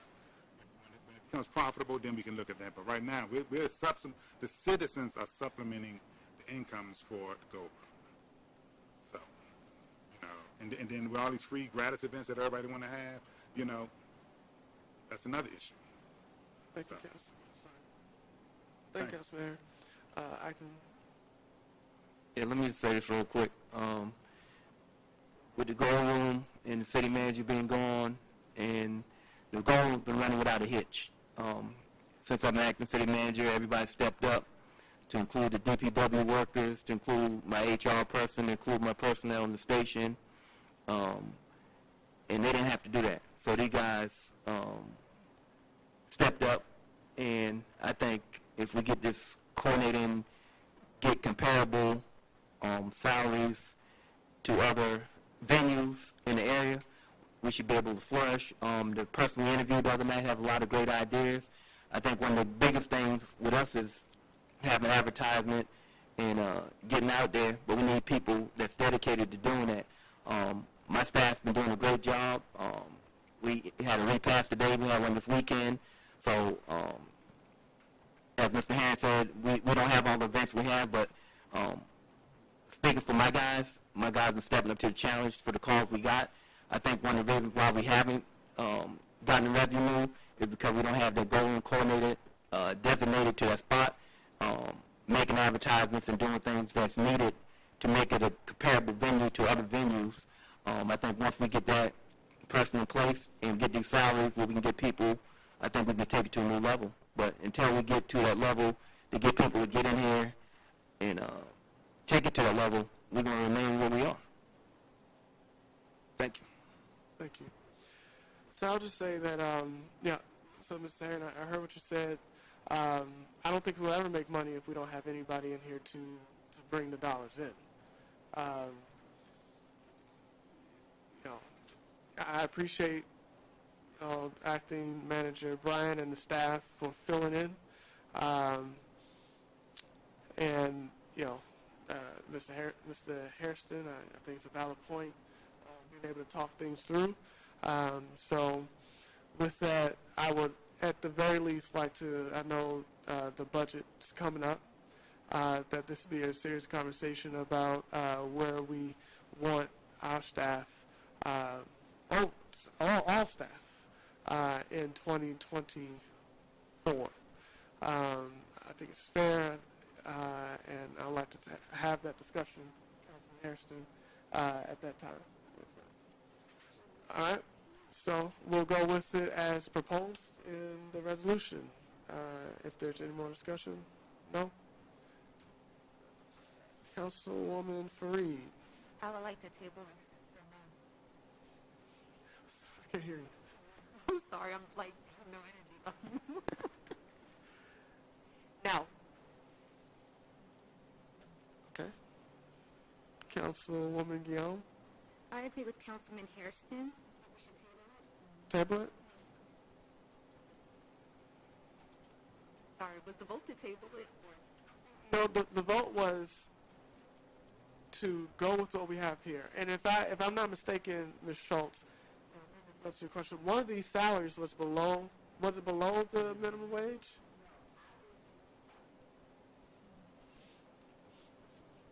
Give you a trip, Michelle. She said she thought it was below, but it wasn't. It was actually 25% above the minimum. Okay, I'm sorry. So what I had said was, we should table it. My vote is no. That's what I had said. I'll s-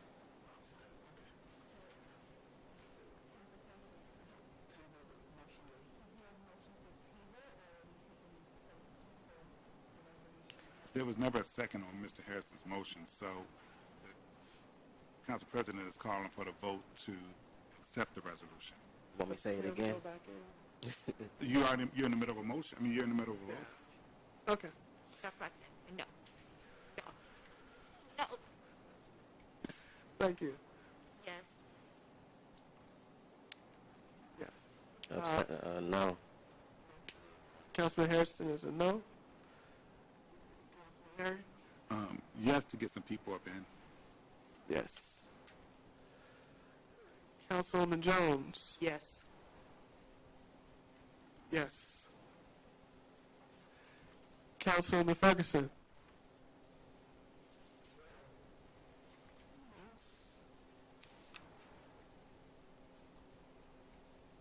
And my vote is yes. We have 1, 2 noes. 5 yeses is passed. Thank you. Jones, last one.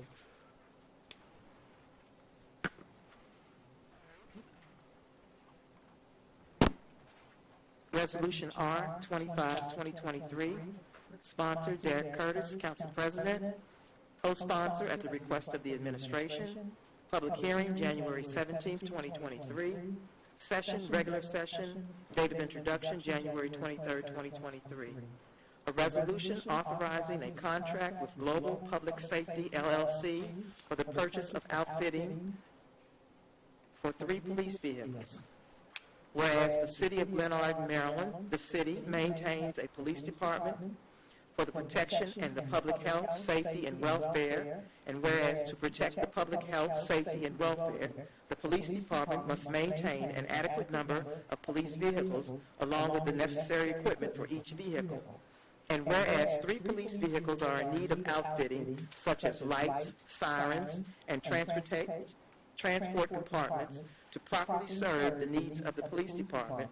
And whereas Section 818 of the city charter requires that the city engage in a competitive bidding process for the procurement of goods and services with an estimated cost exceeding $2,000, except that wherever a federal, state, county, or local government or any agency thereof whose purchasing policies are comparable to those of the city has conducted a bid and awarded a contract, the city may purchase by contract the bid item at the bid price from the successful bidder, subject to the approval of the mayor and the council.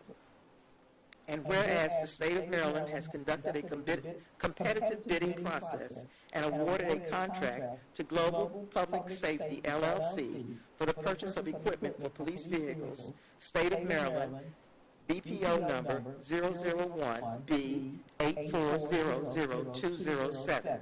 And whereas the state of Maryland's purchasing policies are comparable to those of the city, and whereas Section 818B of the city charter has been satisfied to justify the waiver of the competitive bidding process required by Section 818A of the city charter. And now, therefore, be it resolved by the City Council of Glenarden, Maryland, sitting in regular session this 23rd day of January 2023, as follows. 1, that the mayor be and is hereby authorized to sign a contract with Global Public Safety, LLC, for the equipment listed in Exhibit A and in the total amount of $71,723, provided that the authorization to enter into the contract be and is hereby contingent upon the City Council's authorization. Payment for the vehicle shall be made from line item 8367308010, support equipment, police cars, under capital project function within the fiscal budget, and this resolution shall take place immediately following passage. Councilwoman Jones is there. Motion to bring this to the floor for a vote. So moved. Is there a second? Second. Any discussion? Yes. Councilman Herring. Okay, first of all, we need some numbers on the side of this resolution. Pinpoint the lines and point to the citizens where we're talking. But on item number 2 on page 2, it says payment for the vehicle. I think that should say payment for the equipment, because it's equipment for the vehicles.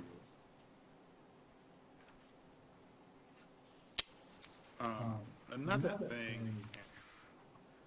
okay, this is a resolution for outfitting 3 cars. Now, I know the chief has been here for a while, and I know your car's been outfitted already, correct?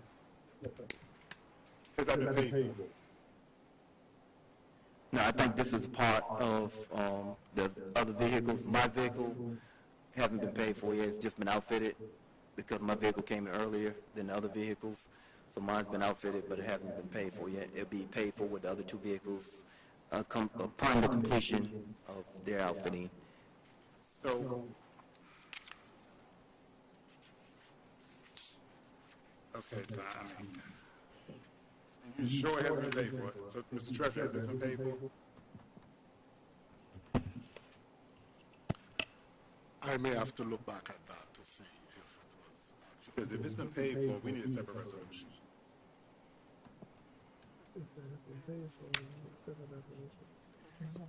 So I'll look back at that to see if it was actually paid for. I can't say right away. That's a separate outfitting for this, for that car. If it's been paid for, we need a separate resolution. We shouldn't be rolling out all of them into this one resolution, because that's already been paid for. These have not, the other 2 have not been paid for. That should be a separate resolution. So multiple cars, if it has been paid, if one of the cars has been paid for, it should be a separate resolution. If the other 2 have not. So I'll follow up on that just to make sure, so I would not go forward with this. Okay, so is there a motion to table this until we? So move. Second, third, fourth. All right. Hairston and Herring. Table this. Councilman Fareed. To table. Yes. Councilman Young. Councilman Hairston. Yes. Councilman Herring. Yes. Councilwoman Jones. Yes to table. Vice President Ferguson. Yes. Council President Curtis is a yes. All right. Now we're on to the mayor's report. Mayor, 5 minutes for your report, please. Good afternoon, citizens of Glenarden, and thank you, Council President, to the City Council, City Manager, Treasurer, all those present in this building. Please allow me to address with my 5 minutes R22-2023 and R23-2023. I do want to make a correction for record. The total bill was $107,945. The citizen that reported that actually added both of those legislations together for the 3 vehicles. I also want to acknowledge that my name was brought up in signing a check. Well, if you have delivered a vehicle on July 2022, you've written a purchase order September 2022, which was then signed by the Chief of Police, Regis, as well as the former City Manager, Consuela Barber. The invoice stating required payment 30 days after delivery, the vehicle is delivered. It is just good business to proceed. So I'm glad the council did, in fact, pass R22-2023. R23-2023, which is for the 2 Ford utility vehicles from Holland Auto Group. I am happy to hear the council's conversation on this. Again, another invoice stating that 30 days after receipt of delivery, it is a point of excellent business that has not been delivered prior to a resolution being submitted. R24, 2023. I do want to acknowledge that our administration, while there was much accolade from our acting city manager, unfortunately has been performing the duties of the gold room during the city business hours. It is a concern of this mayor that that is called double dipping, considering that is an enterprise. In fact, the good use of the citizens' tax dollars paying for this administrative offices is at risk at this point, and I've asked multiple times that our administration be appropriately accommodated, and at risk during the duty hours, we should have a contract with someone doing that. Not that our administration would do that when it's the city business they should be handling.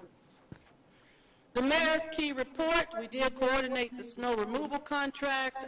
We have also requested discussions for the necessary traffic calming. It is 1 year later now. We are imploring the council to please take to action some type of traffic calming measure. We did not want to take Census Gatas up, but we do need to do something. Chief of Police Regis Bryan, I do want to acknowledge that several citizens are complaining about the speed of your officers through the Whitmore Town Center, heading into the shopping center there at Whitmore Town Center when there's not a pursuit. Please manage the speed. The budget relative to the executive branch has been zeroed out. Citizens, it is something that you need to note that this is a tragedy, because not only will the mayor not be able to pay for any of the dues or attend any of the conferences, but the money was taken in an ordinance essentially to back pay for an event that didn't even occur in the city of Glenarden, and also to pay for citizens, this was to pay for bonuses, Christmas bonuses for the administration, when we actually have a general budget line item called certificates and achievements that could have came from. And then furthermore, citizens, it was taken essentially out of the mayor's budget, which zeroed it out. Now that is a tragedy, because your mayor wouldn't have an ability to go to any of the conferences or represent your voice at the table. That is a tragedy. The mayor's office did extremely have a busy season in that we had 25 office meetings. We did achieve a Presidential Lifetime Achievement Award for volunteer service, was able to give that also during the Mr. D.C. Royal Ambassadors as one of their highlights. The Prince George's Hope in Action Task Force is moving forward with creating recommendations for the Prince George's County Executive. This mayor chairs the Community Assessment Committee. We will make 10 recommendations to get after the violence that has unfortunately taken root in our young folks. We're also, February the 4th, doing a Creative Youth Conference at the City of Glenarden, Glenarden Community Center. This will afford our youth an opportunity for self-expression. The NAACP Prince George's County Board has also taken their elections, and we are moving forward with looking out for democracy, not only in our city, but across the county of Prince George's. We had different opportunities to support toy drives, food drives, Les Reese, with Post 275 during the Reese Across America. We also had an opportunity to go and pay witness to the burial of Prince George's County Sheriff Melvin High, a great community servant.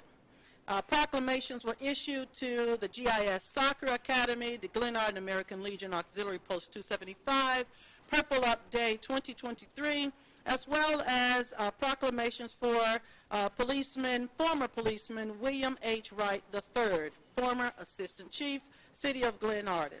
The Glenarden Polar Express was a huge success. Thank you to everyone that did come out and enjoy that opportunity. We are grateful to report that there are 50 community partners who are willing to demonstrate great resilience in assisting our wellness programs, financial health programming, returning citizens programming.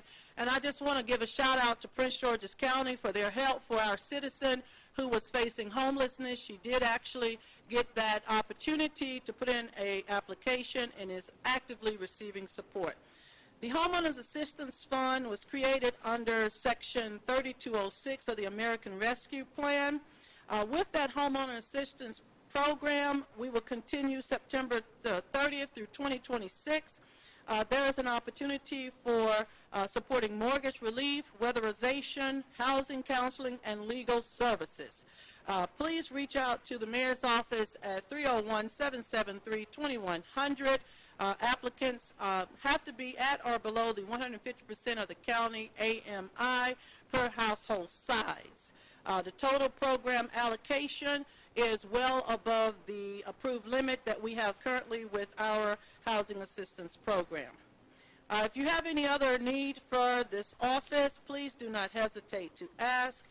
We'll be happy to support any Annapolis legislation that's coming forward, one being the alcohol legislation. Please note that there is another alcohol unit market trying to come into the Woodmore Overlook and Woodmore Commons, which will put then 4 alcohol serving institutions near or in the city of Glenarden.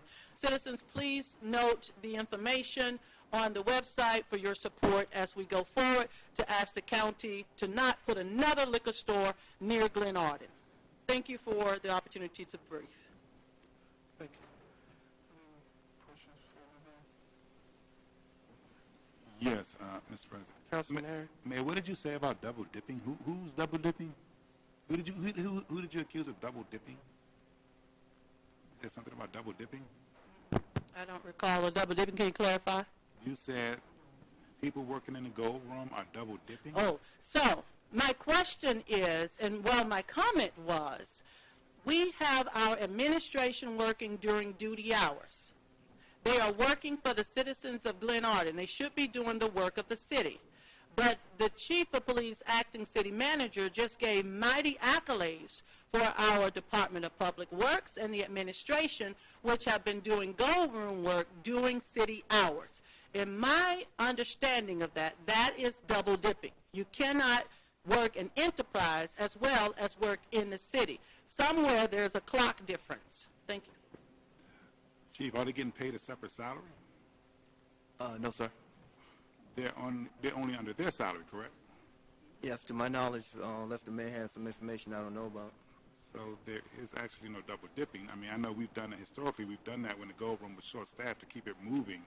We've utilized staff, and you know, I mean, that's a very serious allegation to make when it's not actually happening.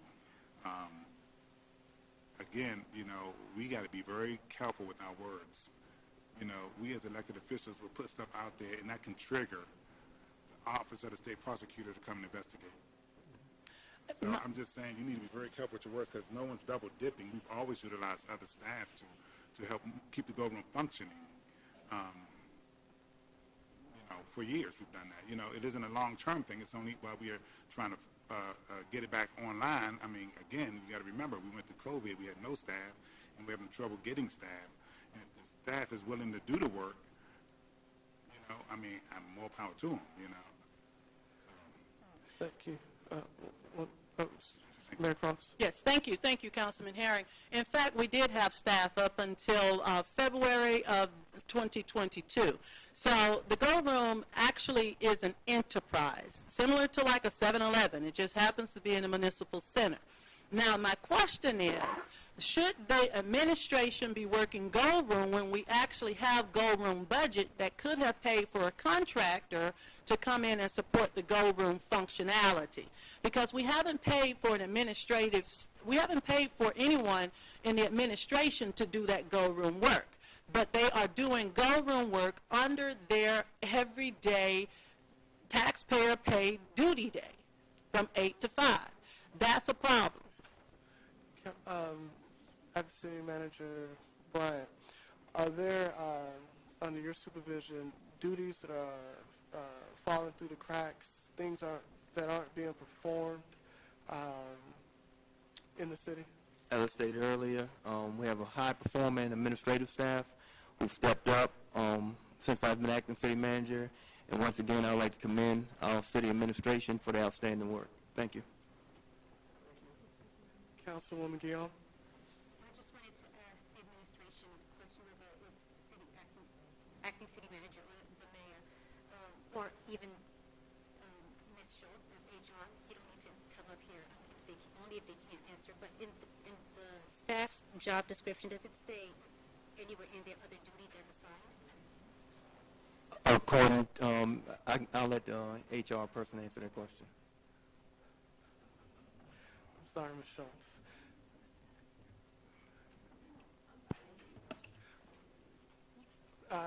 Councilman Guillaume's question was in the general job description of employees, is there a category that says other duties as assigned? Sir, yes, ma'am.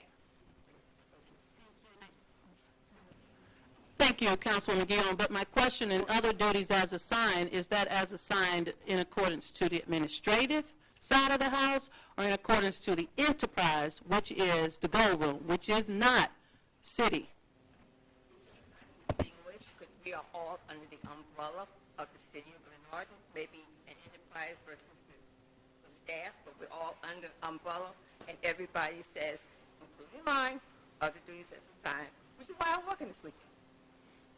Thank you. Thank Ms. you. Schultz. And Ms. Schultz, just to clarify, you have, I know acting city manager said this, but you as someone who just stated that you are working this weekend, are you getting compensated additionally? No, ma'am. Can you say it loud? No, ma'am. Thank you. I just want to clarify that it was important for us to say that because, or hear that, excuse me, because typically when you have a job description and it says other duties as assigned, it's usually from the staff's supervisor. So in this case, the your supervisor is the acting, so you got the directive from the acting city manager. It wasn't a directive. It was. I'm sorry. Really, it wasn't a directive. It was basically who will work or who will help out this weekend. It's not you will help out. So basically, it's a volunteer type thing. But this is done. This was discussed by with you and your supervisor. Actually, it was discussed before he got in this morning, because I looked at the calendar along with the administrative assistant for the police department to see what activities were on the calendar for the week and the weekend, and to see if there were people to handle. And I think I was done, but I do want to echo. I think people know how big I am on words and terms, and so Councilman Herring, thank you for beating me to the punch about the term double dipping, because double dipping implies something typically illegal, and that's not something that we want to put out there, that we're doing something illegal when we're not double dipping. So, thank you. Thank you, Councilwoman Guillaume. So with that, I'm sorry, we're going to move on because we're not going to go back and forth. I think everybody's had their say. The mayor, you've stated your concern. I heard your concern. I think everyone has heard your concern. Council members have said what they said. We pulled in Ms. Schultz. I think we're at a conclusion for that piece. The only other thing related to the mayor's office before we move on to the acting city manager's report is so where a request is coming to you from the council's office to provide a list, since you have been mayor, of all the things that you received as a gift as mayor, and all of the people you gave those gifts to.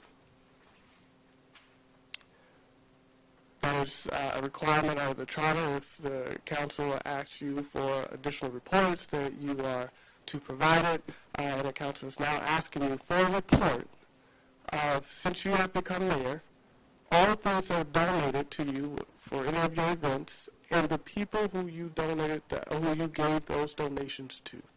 This is not an accusation. This is for proper accounting. And speaking with the treasurer for proper accounting, we need records of all those things so we can make sure we're accounting for them appropriately.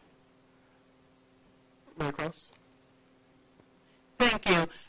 The treasurer has been provided all donations that were given to the mayor, as well has been provided any receipts of items that were purchased using tax dollars from the citizens of Glenarden.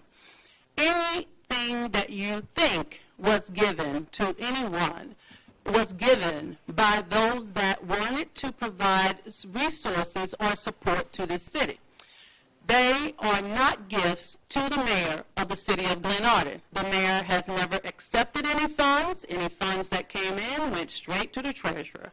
The mayor has not accepted any gifts in as much as been a throughput and a conduit to which others have received. But the mayor receives nothing. Thank you. And again, this is not to say that the mayor has received anything. Now we will need from the executive office a list. You said that you've already provided that, so it'll be easy for you to now give that to the council. A list of what you received since being mayor, what your office has received or the city has received at your events, and the individuals who you then turn to bless those gifts with. And if they could be done by the next regular hearing, that would be great. That gets you about 30 days out to prepare that. Would you need more time? Again, the treasurer has everything that has been gifted to this city. In fact, he also has it in a report and has provided that documentation in his own reports. Every time I've produced a report, you've been provided that documentation. So you have your reports from the treasurer. Thank you. My question is not to the treasurer. I'm not asking the treasurer for anything. This is a request of your office. If you want to work with the treasurer's office to get that, then work with it. But this is a request directly to the executive office. So if you can provide that to the council, that would be great. It's 30 days, enough time. Sure. We'll just work with the treasurer to provide what has already been provided to the city of Glenarden as far as reported. Thank you. And it may be helpful for all if you could match it with all the events. Thank you. Next up is the acting city manager's report. Good evening, everyone. For acting city manager report, I just want to highlight a couple of things. We were able to get the snow removal contract taken care of. We did meet with Charles P. Johnson and Associates in reference to the police station. The cable company signed the contract and began with us. Actually, he's doing a great job. Setup we have tonight is part of his work, so we'd like to commend him in reference to that. We also participated in a couple of meetings for the 7th Street Park project, which is coming along. I'd like to thank Councilmember Fareed for taking the lead on that, working with Councilmember Guillaume in reference to that. And we did meet with Murphy and Dittenhofer in reference to our contract to begin renovating the council chambers that we're sitting in at this very moment. So those are the highlights from the city manager's report. Nothing really significant in reference to the chief of police report.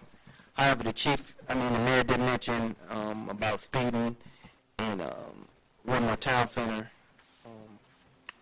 I'll take a look at that and we'll move forward in reference to that and any other citizen concerns. Thank you.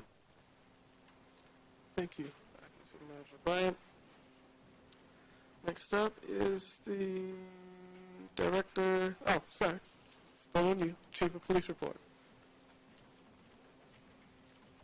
Yes, I just mentioned that I didn't have anything significant on the Okay. report in reference to that. Thank you. Director of Public Works.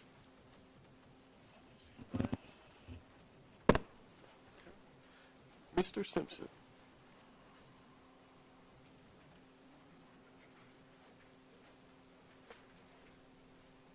Good evening.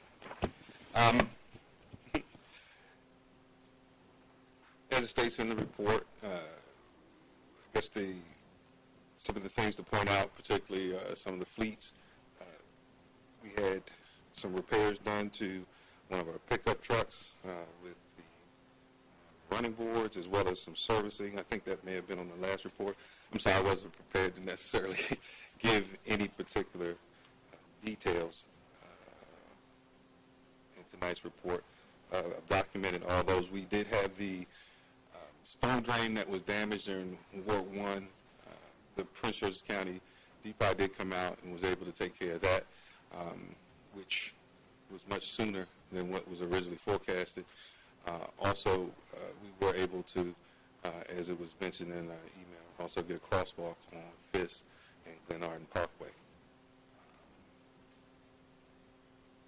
are just some of the highlights in my written report. Thank you. And I'm sorry. Do I have any questions? Okay.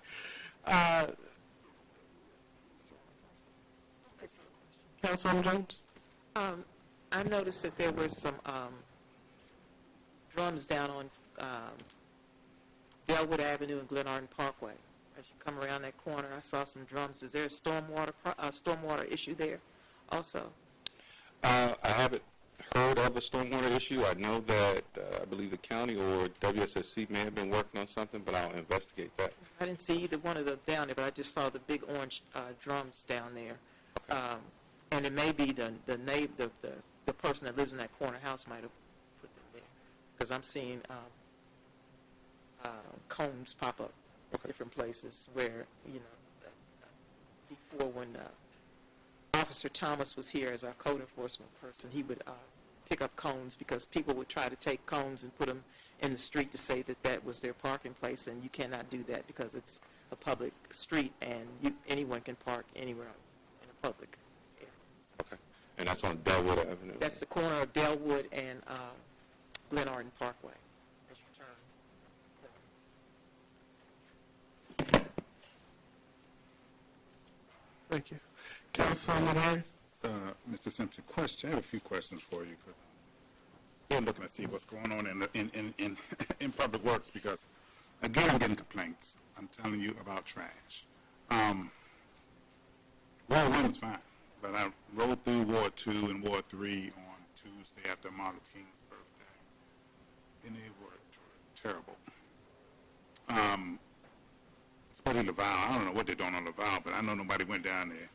And Reed Street. I'm trying to figure out what's going on. Is the field supervisor doing what he's supposed to be doing by supervising these guys out here in the field to make sure these jobs this stuff is getting done? Because it looks like there's nothing.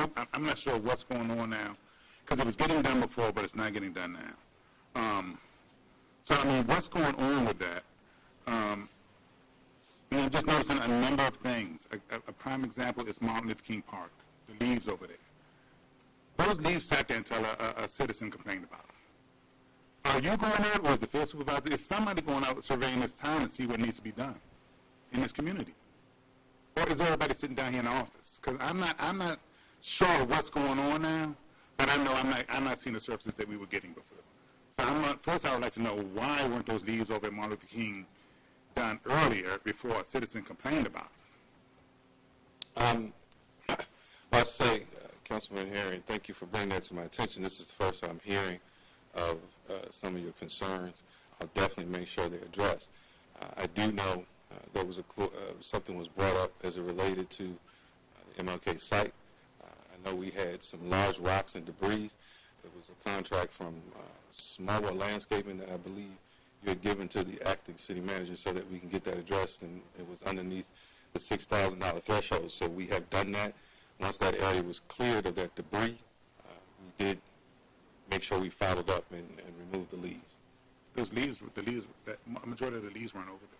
The majority of the leaves were on the upper lot by the playground equipment and the parking lot up top. That's where most of the trees are. It's just things I'm seeing. And I meant to bring this up before, after a Harvest Day event that the mayor had, that I rode by the city, and the public works pickup trucks were outside in the rain, and all the chairs and the tables were on the back of them, sitting in the rain, and they were out there overnight. Is that what our public works crew do, leave our property unsecured? Is that no? That's the first I'm hearing of that, Council. It was out there.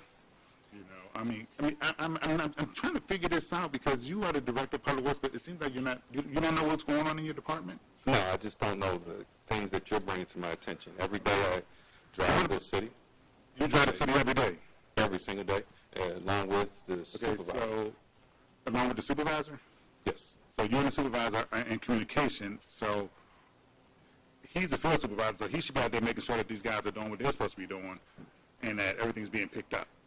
That's his responsibility as field supervisor, looking at his job description that I have here and your job description that I have here. So I don't know what's going on or who's doing what, but something's not working, but it needs to start working, because we brought on the public works director to address some issues in here in this community. And personally, I'm telling you personally, what I know of a public works director is not getting done. A prime example, when I was up here about a week ago, just the bathroom, the men's bathroom alone last Monday was dirty. I mean, they don't clean bathrooms daily. It wasn't clean. It was trash on the floor. It was not clean. Yeah, daily. And what I can do is try to follow up with pictures just to make sure they're done daily. There are logs that are kept up. I certainly appreciate you bringing this to my attention now, but as you come across that, if you bring it to my attention, I'll make sure it's addressed immediately. But the things that you're mentioning, I'm not seeing those same things. Okay. Well, I mean, I do see them. And, okay, well, prime example, I know you can see this one. What about the treads on these back steps here? Because I came up here on a weekend. The stair treads on both, yeah, no, I'll definitely say that. The stair treads on both staircases, before I even got here, were like that, and they definitely need replacement. I did give that assignment to our field supervisor, and he should be getting back to me with that. To replace the treads on the steps? Yes. Okay. And so, I mean, just with some other things I know, I'm going to just tell you, my father owned a cleaning business. I noticed a lot of things, like I say, in this building that, like with this floor down here, I see you stripped it, you waxed it, but they missed spots. I mean, it's one right over there by you on the floor where they missed that spot, and I don't know what they did on the police department, because that looks a total mess. That was looking a total mess. I don't know if they hit it or not. But I'm just saying that, I mean, was the floor done during working hours, or was it done using overtime? So the police department, we can't burnish and polish those floors during working time. This floor was done during working time. So whenever we're afforded the opportunity, when no one's going to be traveling on those floors, we definitely address them immediately. So they didn't use overtime to do these floors? These floors? No. Here in the bathroom area and the police department area, yes. Okay. All right. Again, and you have all your employees leaving at 3:30 now? No, not all of them.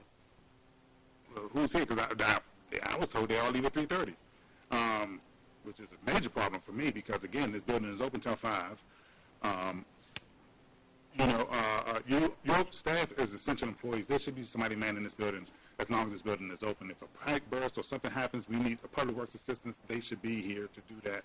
And I'm told, and I'm telling you honestly, I've been up here. I haven't seen anybody around here after 3:30. So who's here after 3:30? I'm here. Just you? Yes. And you think that's acceptable? Yes, I do. I don't.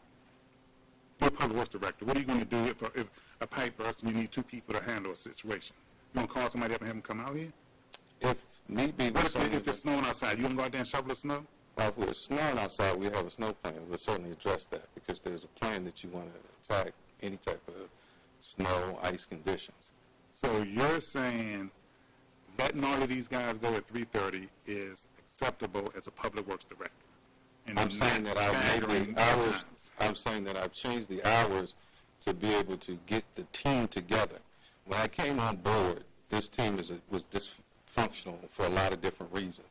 Right now, we have developed a team, we are progressing as a team, and we're dealing with the issues that we have internally. Okay. Those things I don't necessarily care to speak about. I certainly talk about them with the acting city manager as well as HR. So you let them all go at 3:30 so they can be free? I don't let them go all at 3:30. What I've done is set the schedule based upon what I believe is beneficial for the city. If it does need to adjust, I certainly will. That's not beneficial to the city. And again, so you let them all go because you're trying to get... How is it not beneficial to the city council? You're trying to get them, because again, as I said, they are essential employees. We've always said, who locks the door down here? I don't know. Are we talking about administrative policies? Point of order. Just 1 second. Because I don't want you guys to talk over each other. So, Ms. Herron, I'm not trying to interrupt, but at this point you're talking over each other. So if you can say your piece, not your piece, if you ask your questions and give him an opportunity to answer, and then when you're done, then Mr. Simpson, then you can respond. Okay, well let me ask the question. Who locks the door down here? We have talked with administration, and administration locks the door. No, who in administration locks the door down here? It's a combination between the admin person as well as Jordan. You're Public Works. You along with the police are responsible for securing this building. Why would we have a receptionist and an executive assistant being responsible for locking this door down here? Locking the entry doors? The entry doors, yes. We talked about that, and we didn't feel as though that was a problem. I don't understand where locking the doors is the responsibility of Public Works if we're working together as a team to be able to do so. You know what? I didn't know that was a policy that you Okay, let me just say, you are the director of Public Works. I am. You maintain the building. You maintain the building. Yes, I do. So you should make sure the building is secure as the director of Public Works, that all doors are locked when you leave out of here. And it has been. Your department should make sure that's done, not administration. So you put it off on administration so that you can let your people leave at 3:30? I didn't put anything off to let my people leave at 3:30, no. It seems like that's exactly what you did, because now it's up, and I don't think that's acceptable at all. I don't think an administrative assistant or executive assistant should be responsible for securing this building. That's not their responsibility. You're the director of Public Works, and it seems like you just want to be friends with your staff, so you're going to let them do what they want to do, because I'm telling you honestly, I don't see a lot getting done. Point of order. Mr. President, I don't need you to reprimand me on what I'm going to say. I don't need that. Mr. Harry, I just said point of order. You're making accusations. Mr. President, I am a representative for the city of Glenarden. I represent the citizens' tax dollars. I have a right to ask any question I want in regards to how their money is being spent. Now, you may not like it, he may not like it, but it's my right as a representative for World One to ask the question. You're not going to sit here and tell me what I can and cannot say. We've been through this before. Now, he may not like it, but that's everybody has been up here in this hot seat. Everybody since I've been on here. He's no different than anyone else. Everybody has been in that hot seat. And you're not going to sit here and dictate to me what I can and cannot say and what I can and cannot ask him. I'm telling you exactly what I see. It's my opinion. It's not yours. So, Mr. Harry, my point of order was not for any question that you had. The point of order was the attack on him being friends with his employees. That was not a question to him.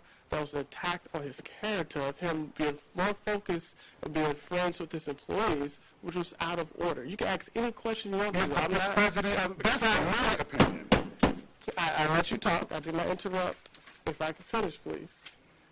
You can ask any question you have. I'm fine with that. My point of order was so it did not take a personal route, and you make a reference to him being focused on being friends with people. Just keep it, if you could, please. Keep it if questions, and allow him to answer the questions. I'm going to say this again, Mr. President. That's my opinion, which I have a right to. You know, I mean, I like it. That's too bad. I mean, really, that's what I see. Because again, if you're letting everybody off at 3:30, you're shifting your responsibilities to somebody in administration. I mean, Public Works has always secured this building. I feel it as you're letting everybody off, and I'm not seeing things getting done. I see trash not getting picked up. I'm seeing, again, the mayor just mentioned our pilot program. We got a resolution out here for speed bumps. Where are you at with that, Mr. Simpson? The resolution for speed bumps? Yes. I know that there's been a discussion about that. I do believe we need to address a couple of things as it relates to the streets on a whole within the city, particularly on Glenarden Parkway. When we discussed, I did meet with some contractors relative to a paving project. In discussing those things and discussing it with the treasurer, the acting city manager, we are coming to some conclusions where we should be able to bring a resolution. I do believe the sidewalks personally need to be addressed first and foremost, just because of the liability and trip and falls and things of that nature. But I definitely believe we need to add these calming devices. Okay. Well, a resolution was passed on a speed bump pilot program that basically lays out everything we need to do. All you got to do is measure the streets and order the speed bumps, because we're trying to move them around the city to see where we need them and where we don't need them. So maybe you should get in touch with the clerk to the council and get a copy of that legislation. So that you need to go with that, because again, as director of Public Works, I'm seeing things that you as the director should be seeing. and should be addressing it. Have you gotten an assessment on Ward 3 streets and how much it would cost to pave those streets? Yes, we are working on those numbers, and I do have some numbers for that, yes, sir. So what are we looking at right now? Do you know? The dollar amount. Yeah, about $500,000. I think it was 5. Yeah. And that's primarily for Glenarden Parkway. I believe it's going to definitely go north of that once we assess everything. But Okay. Glenarden Parkway and a couple of side streets, we're looking at about $500,000 so far.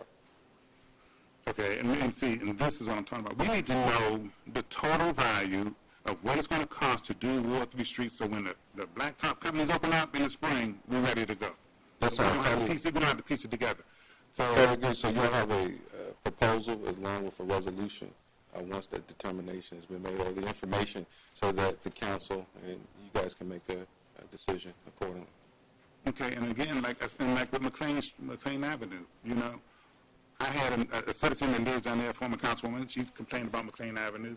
I took it over to her representative, Mr. Hairston, Councilman Hairston, to let him know what was going on. I went over there, looked at it. It was down to dirt. Nobody went over there to do anything about it until he brought it up to y'all. So you're saying you ride the streets every day, and if you ride the streets and you didn't see that and you didn't get it fixed, and I know it's been like that for a while. No, I actually did. That particular pothole had been repaired on several occasions. There's a damage, water main or some type of damage that WSSC has to do the repairs. Whatever patching we do is going to come back, just as it has prior to me being here. No, what it was is WSSC had already patched it, and they did a poor job at it, and so it keeps on coming back because it's only had a dry patch put in when it needs to be milled and paved. That's what the problem is. But again, you said you saw that and you left it like that until a councilman complained about it. No, I did not say that. You just said you go to the streets and you Councilman. saw it. That is not what I said. That is not what I said. That's exactly what you just said. No, that is not what I said. So you didn't fix it until this councilman addressed it with you. No, actually, and I think it said in the email and our voice conversation, I said, thank you, Councilman Harrison, for bringing that attention. We saw that one, and we are addressing it. As he brought that to my attention, I made sure the very next day it was addressed. I was already aware, and it was very easy to be able to determine that it was a WSSC issue. So wasting resources on just the patches is a bit of a problem, and we still need to make sure WSSC rectifies the situation. It's not a WSSC issue. It is not, Ms. Jones. I know Ms. Day lives on that street. Keep her comments to herself. Councilwoman Day lives on that street. She knows exactly what happened. That's why the road is so patched up right now, because WSSC has already cut it up. If I can, the point of order was... That's your problem. You're listening to the wrong people. Ms. Aaron, if you have any questions, that's fine, but you can suspend it going back and forth. I'm asking questions. I'm trying to figure out what's going on with the city's tax dollars money, the tax dollars for the salaries that they're paying out. I was just specifying what my point of order was for. It wasn't for you to stop asking questions. It was for so it would not be a back and forth. Okay, let me just say this, because I'm going to wrap this up, because I can see where we're going right now. Okay, so the Christmas party, you were the only one at the Christmas party. Why was that? I mean, we've never had staff just bail on a Christmas party. I've never seen that happen. I don't think that was right at all, because we needed people there to work that party. Why don't you mind your business, Ms. Jones, and keep your comments to yourself? Keep your comments to yourself. Wow. So, at this point, if this does not that's stop, your problem now. then we're going to have keep on listening to the wrong people, and that's the one that's going to get you in trouble. Please. Y'all keep on running around behind the police, you know what she's talking about. So this now, I'm formally warning. I'm going to tell you this right now. Councilman Herring, look, I'm not trying to go back and forth with you. I'm trying to have a productive meeting. Let me go ahead and get finished. I let you finish everything, and I don't have a problem with you asking questions. But our citizens do not want to hear a back and forth of you telling somebody to mind your business, or if Ms. Jones say something to you, or somebody say something back. Did you correct her? I just said, or if Ms. Jones says something back. That is the same thing. If Ms. Jones says something to you, or you say something to her, the citizens do not want to hear us going back and forth with, this petty arguments. They want to hear some of the things that you have validly said. Hey, what is going on with these streets? What is going on with here? Let me wrap this up. No. Let me finish. Because I'm ready to move on. Let me finish. Let's ask questions. Let's be professional. Let's be courteous to our employees. Let's conduct a conversation in a way that will be respectful both ways. I have no problem with anybody asking questions, no matter how long you have a right. If you want to filibuster and ask 100,000 questions, at some point I might call a timeout or something, but you have a right. I just don't want us to regress into going back and forth. That's it. You done? I am done. Okay. Councilman Harris, you have the floor to ask any other questions I can wrap this up because I can see where this is going. Let me just say this. We brought this position in. Okay, one other question. Where are we at with the roof? I'm sorry? Where are we at with the roof? The roof? Yes. Which part of the roof are we The referring whole to? roof. There's a problem with the roof?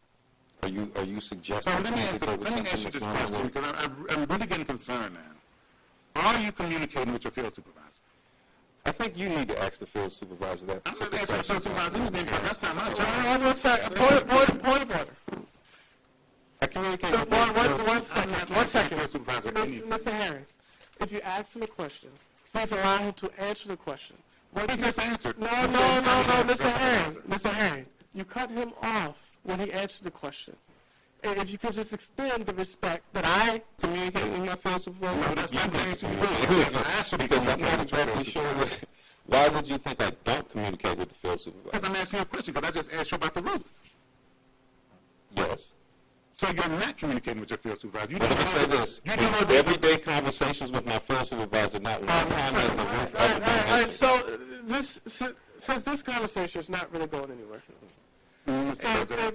Mr. Herring, I think it would be best if all the list of things that you have that needs to be matter of fact, Mr. Simpson, I'm asking that you just listen to all his questions. If you don't have the answer, then feel free to take note, to say I'll get back with you, and to follow up to Councilman Herring's concerns with everything that he's asked you. If you need a piece of paper, I'll give you a piece of paper so you can write it down, and then that way it does not keep on going back and forth. Mr. Herring, as I said, you have a right to ask any questions you have. You have the floor to ask a question. Again, I was asking about the roof because, again, the roof has a warranty. The roof has to be maintained. The leaves have got to be removed from the roof. The drainage system has to be cleared at all times. Otherwise, it invalidates the warranty. So do you know that? No, I do not. Not until you just brought that to my attention. Because my field supervisor, nor anyone else within the city of Glenarden has talked to me about anything with a roof and its warranty. So if you're asking me, did I get that from my field supervisor? No. Are you asking me, do I talk to my field supervisor? That's what I'm Yes. The reason why I've changed the hours is because I meet with the team daily to make sure we're all together, to make sure we're on the same page, to be able to address any and every concern. I don't want to get into a lot of the employee issues that I am encountering because I don't think this is the proper venue to do so. Okay, just one other thing, and then I'm done. Yes, sir. I don't want to go back around. Okay, the bushes up at Martin Luther King, a citizen again is complaining about the bushes up at Martin Luther King being overgrown. That's right at the corner of Martin Luther King and Church Street. It's saying it's causing a blind spot. Yes, sir. Okay, they need to be addressed. But whatever you do not send Courtney Campbell up there because he hacked up every crepe myrtle in Ward 2 a couple of years ago. So I don't want him touching them bushes. He hacking things up with a machete, and I definitely don't want that done up there at that park. Just to let you know. Yes, sir. I'm serious. No, if he does what he did on Glenarden Parkway to those trees up there, we're gonna have a major problem. Yes, so sir. I'm just letting you know that. So that's it. I'm done. Yes, sir. Thank you. But it does answer a lot of questions for me. Councilwoman Jones. Yes. I just want to take this opportunity to say I beg to differ with Councilmember Herring's assessment of Ward 3. I ride Ward 3 and Ward 2 and Ward 1 almost every day myself. And I don't see any trash in Ward 3. Some issues that I see, like there was a big box sitting in front of Mr. Councilman Curtis's house. On my way to my Pilates class, I got out of the car, got the box, crushed it down, put it in my trunk, and when I finished, I bought it at my class. I brought it up here and put it in the dumpster. Other than that, I don't see this barrage of trash that he claims that he sees in Ward 3 especially. I don't see that. I think that the city is being kept up very well. After holidays, we do have to understand that Public Works does not work on holidays, Mondays. So, of course, Tuesday, you might see just maybe 2 or 3 pieces of trash you may not see. And most of the citizens, especially in my ward, will come out and pick up trash or make sure the trash is taken care of. So I don't see that at all. I take issue with that because I just don't see that in Ward 1, 2, or 3, where there's a barrage of trash laying in the street that Public Works has not addressed. The other thing is, at the end of the cul-de-sac in Ward 2, I see the field supervisor riding down there about every other day, and I can bring my ring footage to show you. And there's a portion of that belongs to the city that those bushes in that cul-de-sac and that grass is supposed to be cut. Does he ever do that? No. He comes down there, he goes in the cul-de-sac, he turns around, and he goes back out. Like I said, I have ring footage of it to show you that's the truck coming down there. As far as those crepe myrtles, my mother has always been a person of green thumbs. When I showed her the crepe myrtles that had been cut, she said, don't even worry about it, they're going to grow back. And they did grow back beautifully over the past season. So I take issue with all of that. For someone to say that there was an issue with those crepe, yeah, it might have looked funny in the beginning, but my mother is a green thumb person. She looked at those crepe myrtles. She's 89, 90 years old. She looked at those crepe myrtles. She says, honey, those are going to grow back. They'll be fine. And they did. Thank you. Just one final comment. Just hearing a lot of thank yous to you and the Public Works Department for completing the crosswalk. I think that's Fisk and Glenarden. The children walking safely in the crosswalk. So thank you for taking the lead on getting that done for that area. So with that, appreciate you. Thank you. Thanks. Stewart, you have 2 minutes. I'm going to do it. Good evening. This is the Treasurer's Report for November 30th, 2022, and the highlights are November 30th, 2022, the revenues received to that point is $5,153,864. The expenses amount to $2,401,851. Given that, revenues have exceeded expenses by $2,752,013. Real property tax installment receipts. Real property tax installment receipts for November, or up through to November 2022, was $193,057. It was adjusted by $43,061 for special assessment collected for the month. In a subsequent review, the month of December had collection of $112,432. Collections for general funding, as at November, general fund received amount of $2,922,567. Of that amount, local taxes was $2,283,420. License and permit was $47,835. State grants was $28,734. Service charge was $478,639. Other financial sources was $83,939. Personal property tax, as of November 2022, collections for personal property tax were $15,094. However, personal property tax billing amounted to $10,114. Subsequent collection was $14,601. The gold rule. The Go room receipts for November was $3,035 compared to the same time last year of $3,350.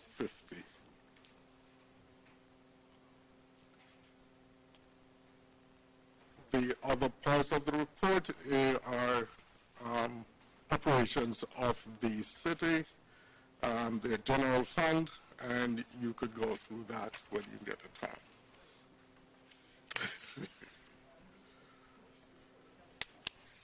Any questions from council? We'll move on. Yes. Councilman Harris. So, Mr. Stewart, so the gold run.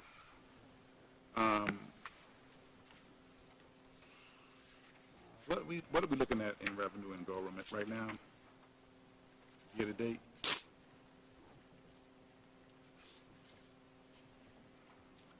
You're talking about the total revenue to this point? Yeah. Okay, so the total revenue for the Go Room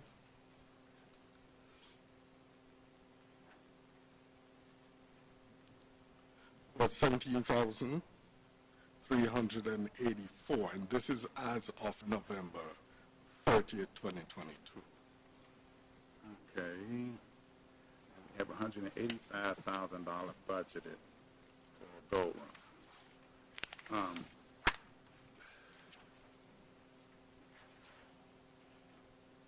I guess my question is, again, with that, again, it's going to come back to the resolutions. What happened? I mean, why did we not get a resolution for that purchase? I really would like to know why. You haven't done it before. You're talking about the vehicle, for the vehicle. So, what has been happening over the years, and it would appear that there hasn't been any protocols to follow, and I'm actually putting a lot of protocols into place, and I'm hoping that the council will approve them. They're just interims for now, and I'm hoping that you go through, vet them, and give me your response as early as possible, because we need to get these things done. Now, I can tell you, as what has happened with the Director of Public Works, when I came into this job, there has not been anyone to advise us and to guide us and to give us historical information of what's happening in the city or on this municipality. A lot of people have information and hiding it as a way to come at us, and that is not fair. It is essential that the council, especially senior members of the council, step up and help us and work with us to give us the information we need. So given that, I'm asking all the council members, including you, Mr. Herring, as a senior member, to step up and work with the administration to get things done. Thank you.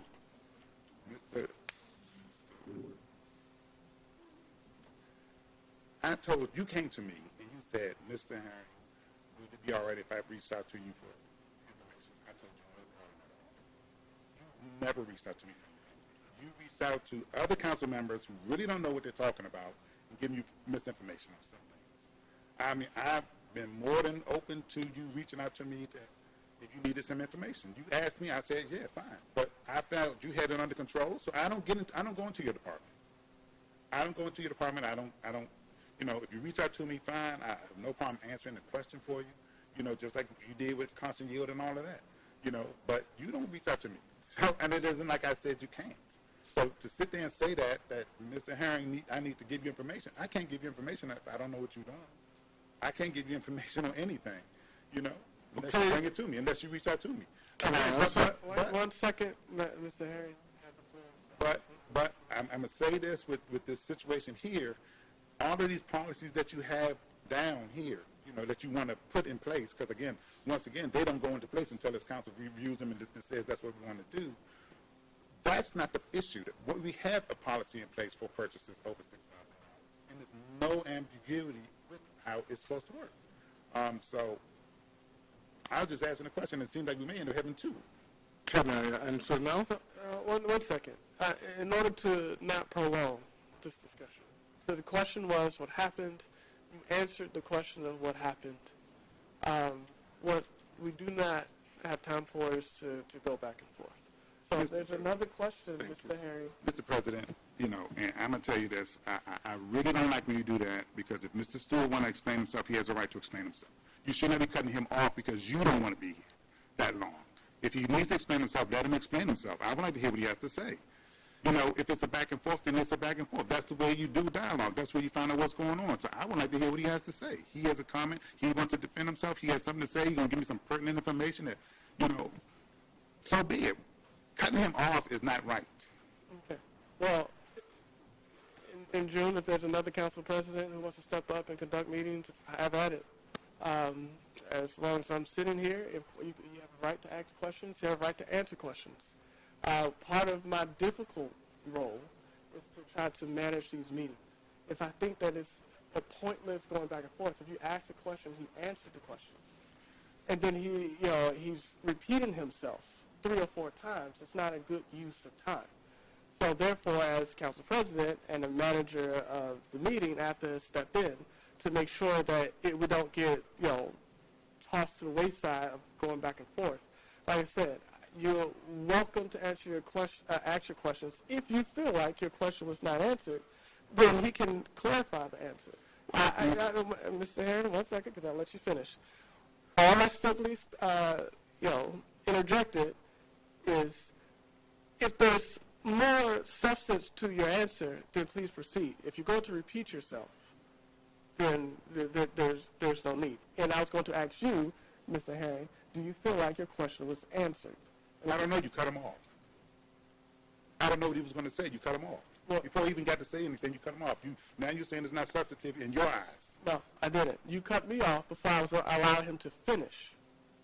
Because I was just going to say that if it adds to your answer, then please proceed. If you're going to repeat yourself, then there's no need to keep on repeating yourself. That is what I was going to say before you interrupted me, Mr. Herring. I'll let you finish, and now I am finished. If you have more to add to his answer, please answer his question. If you're going to repeat yourself, please do not. It will be a repeat because I'm saying previous protocols had to be resolved. And that's what I'm working on getting streamlined, especially when it comes to purchase of vehicles. These events happen where the vehicles are ordered before I even know what's happening. The resolutions were supposed to have been done before the orders are done. So I have recently put together another set of protocols or policies to ensure that this kind of issue does not happen again. I hope that answers your question. Actually, it doesn't, but because, what I'm saying, it answers the way you think you see it, but the actual answer is the section in the charter that says nothing shall be approved over $6,000 without a resolution. It's just as simple. That means that no check can be cut, nothing can be spent without a resolution. So there's no long list of protocols or procedures that need to be put in place. It's been working that way for 50 years. So I'm not sure, it sounds like you're putting in place things to try to mitigate the fact that you just made a mistake, and that's what happened. Mistakes do happen. Kind of like the council president said, mistakes do happen. You own up to your mistakes. But, but to send out this long litany of things that need to be done, let me ask a question, because I am curious about this. How long does it take y'all to cut one invoice? Cut a check. Cut a check. Cut a check. So the check, before a check can be cut, it has to go through certain processes, right? It has to go, a request is made by the requester. It goes through the city manager for approval, then comes to the treasurer to check if funds are available. If all of that is passed, then it is passed on to the accounts payable. Because at that point, the check can be cut. How long does that, I mean, let's say you got all the paperwork and it's in your office, how long will it take you to cut that check? If you're talking about one check, it's within 5 minutes. Okay, because I'm looking at your list of requirements of all this other stuff, and some of these aren't realistic because we can't even get a check in a timely fashion to pay our vendors when we have events, you know, during Glenarden or anything else. I mean, I know I've submitted stuff and it's been like up to the last minute to try to get this thing, a check cut, when it's been given to you out 30 days before. You know, so, you know, you want to put these protocols in place, but then for us, for me in your way, I feel that, you know, there need to be some protocols and things put in your office because it should not take that long to cut. You should have a check run done every week. If you got an invoice, that check should be cut the following week with no problem.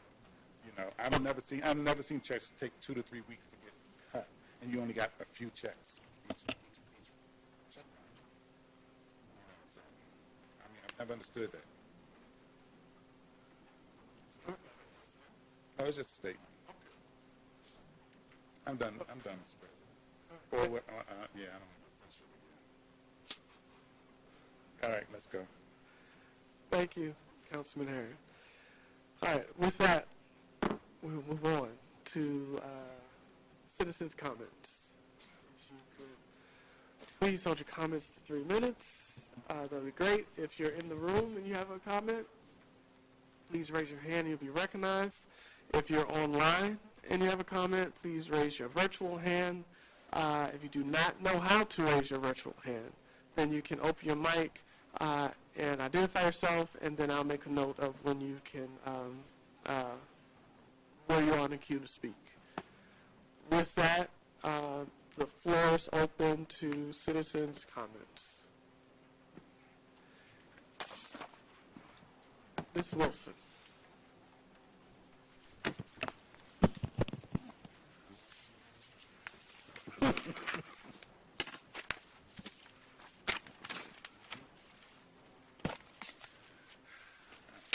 Good evening.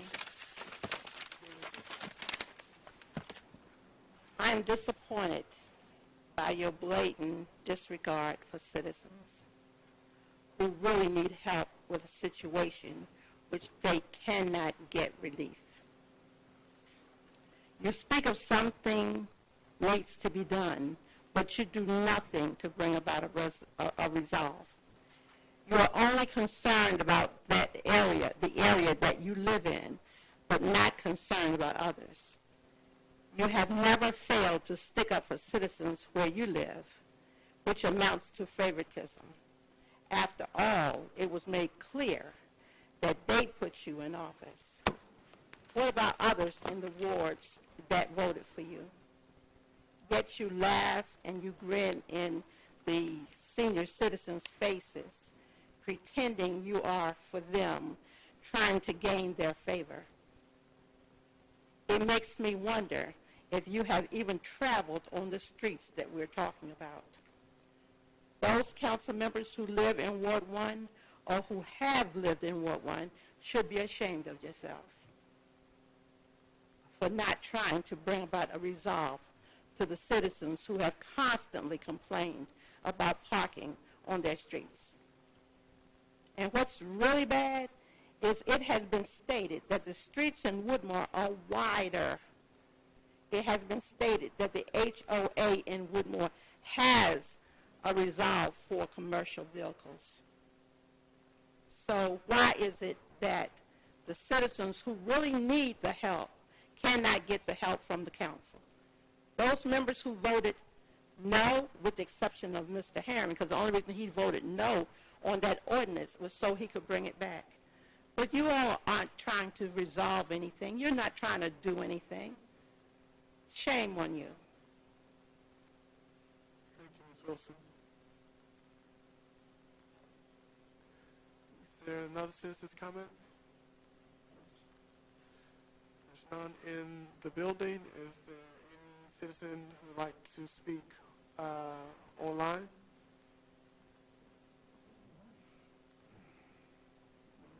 Okay. Oh, sorry. Ms. William Rosa. Yes, this is Rosa. I just have a couple of comments. So I've been trying to take notes during the meeting, and I hope everybody can hear me. One question I wanted to know, for those of you who live under an HOA, how did you come up with the conclusion of no commercial vehicles allowed in your neighborhoods?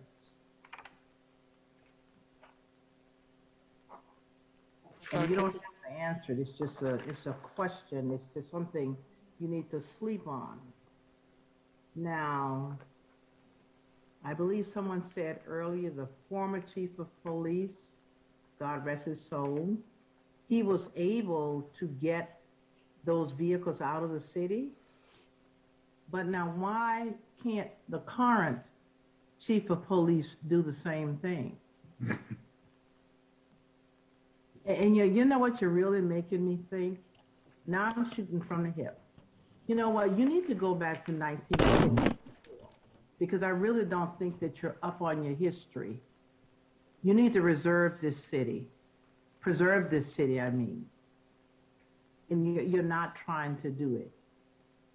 And I know it's one council person. I know you speak a lot, but I agree with a lot of things that you say. And they don't need to be afraid of you talking. They just need to stand up to you. Because if you're a running back or whatever you are, you're going to go after them. They need to be ready to stand up to you if you are an elected official. And you know what? Big houses don't make communities. People make communities. And that's all I have to say.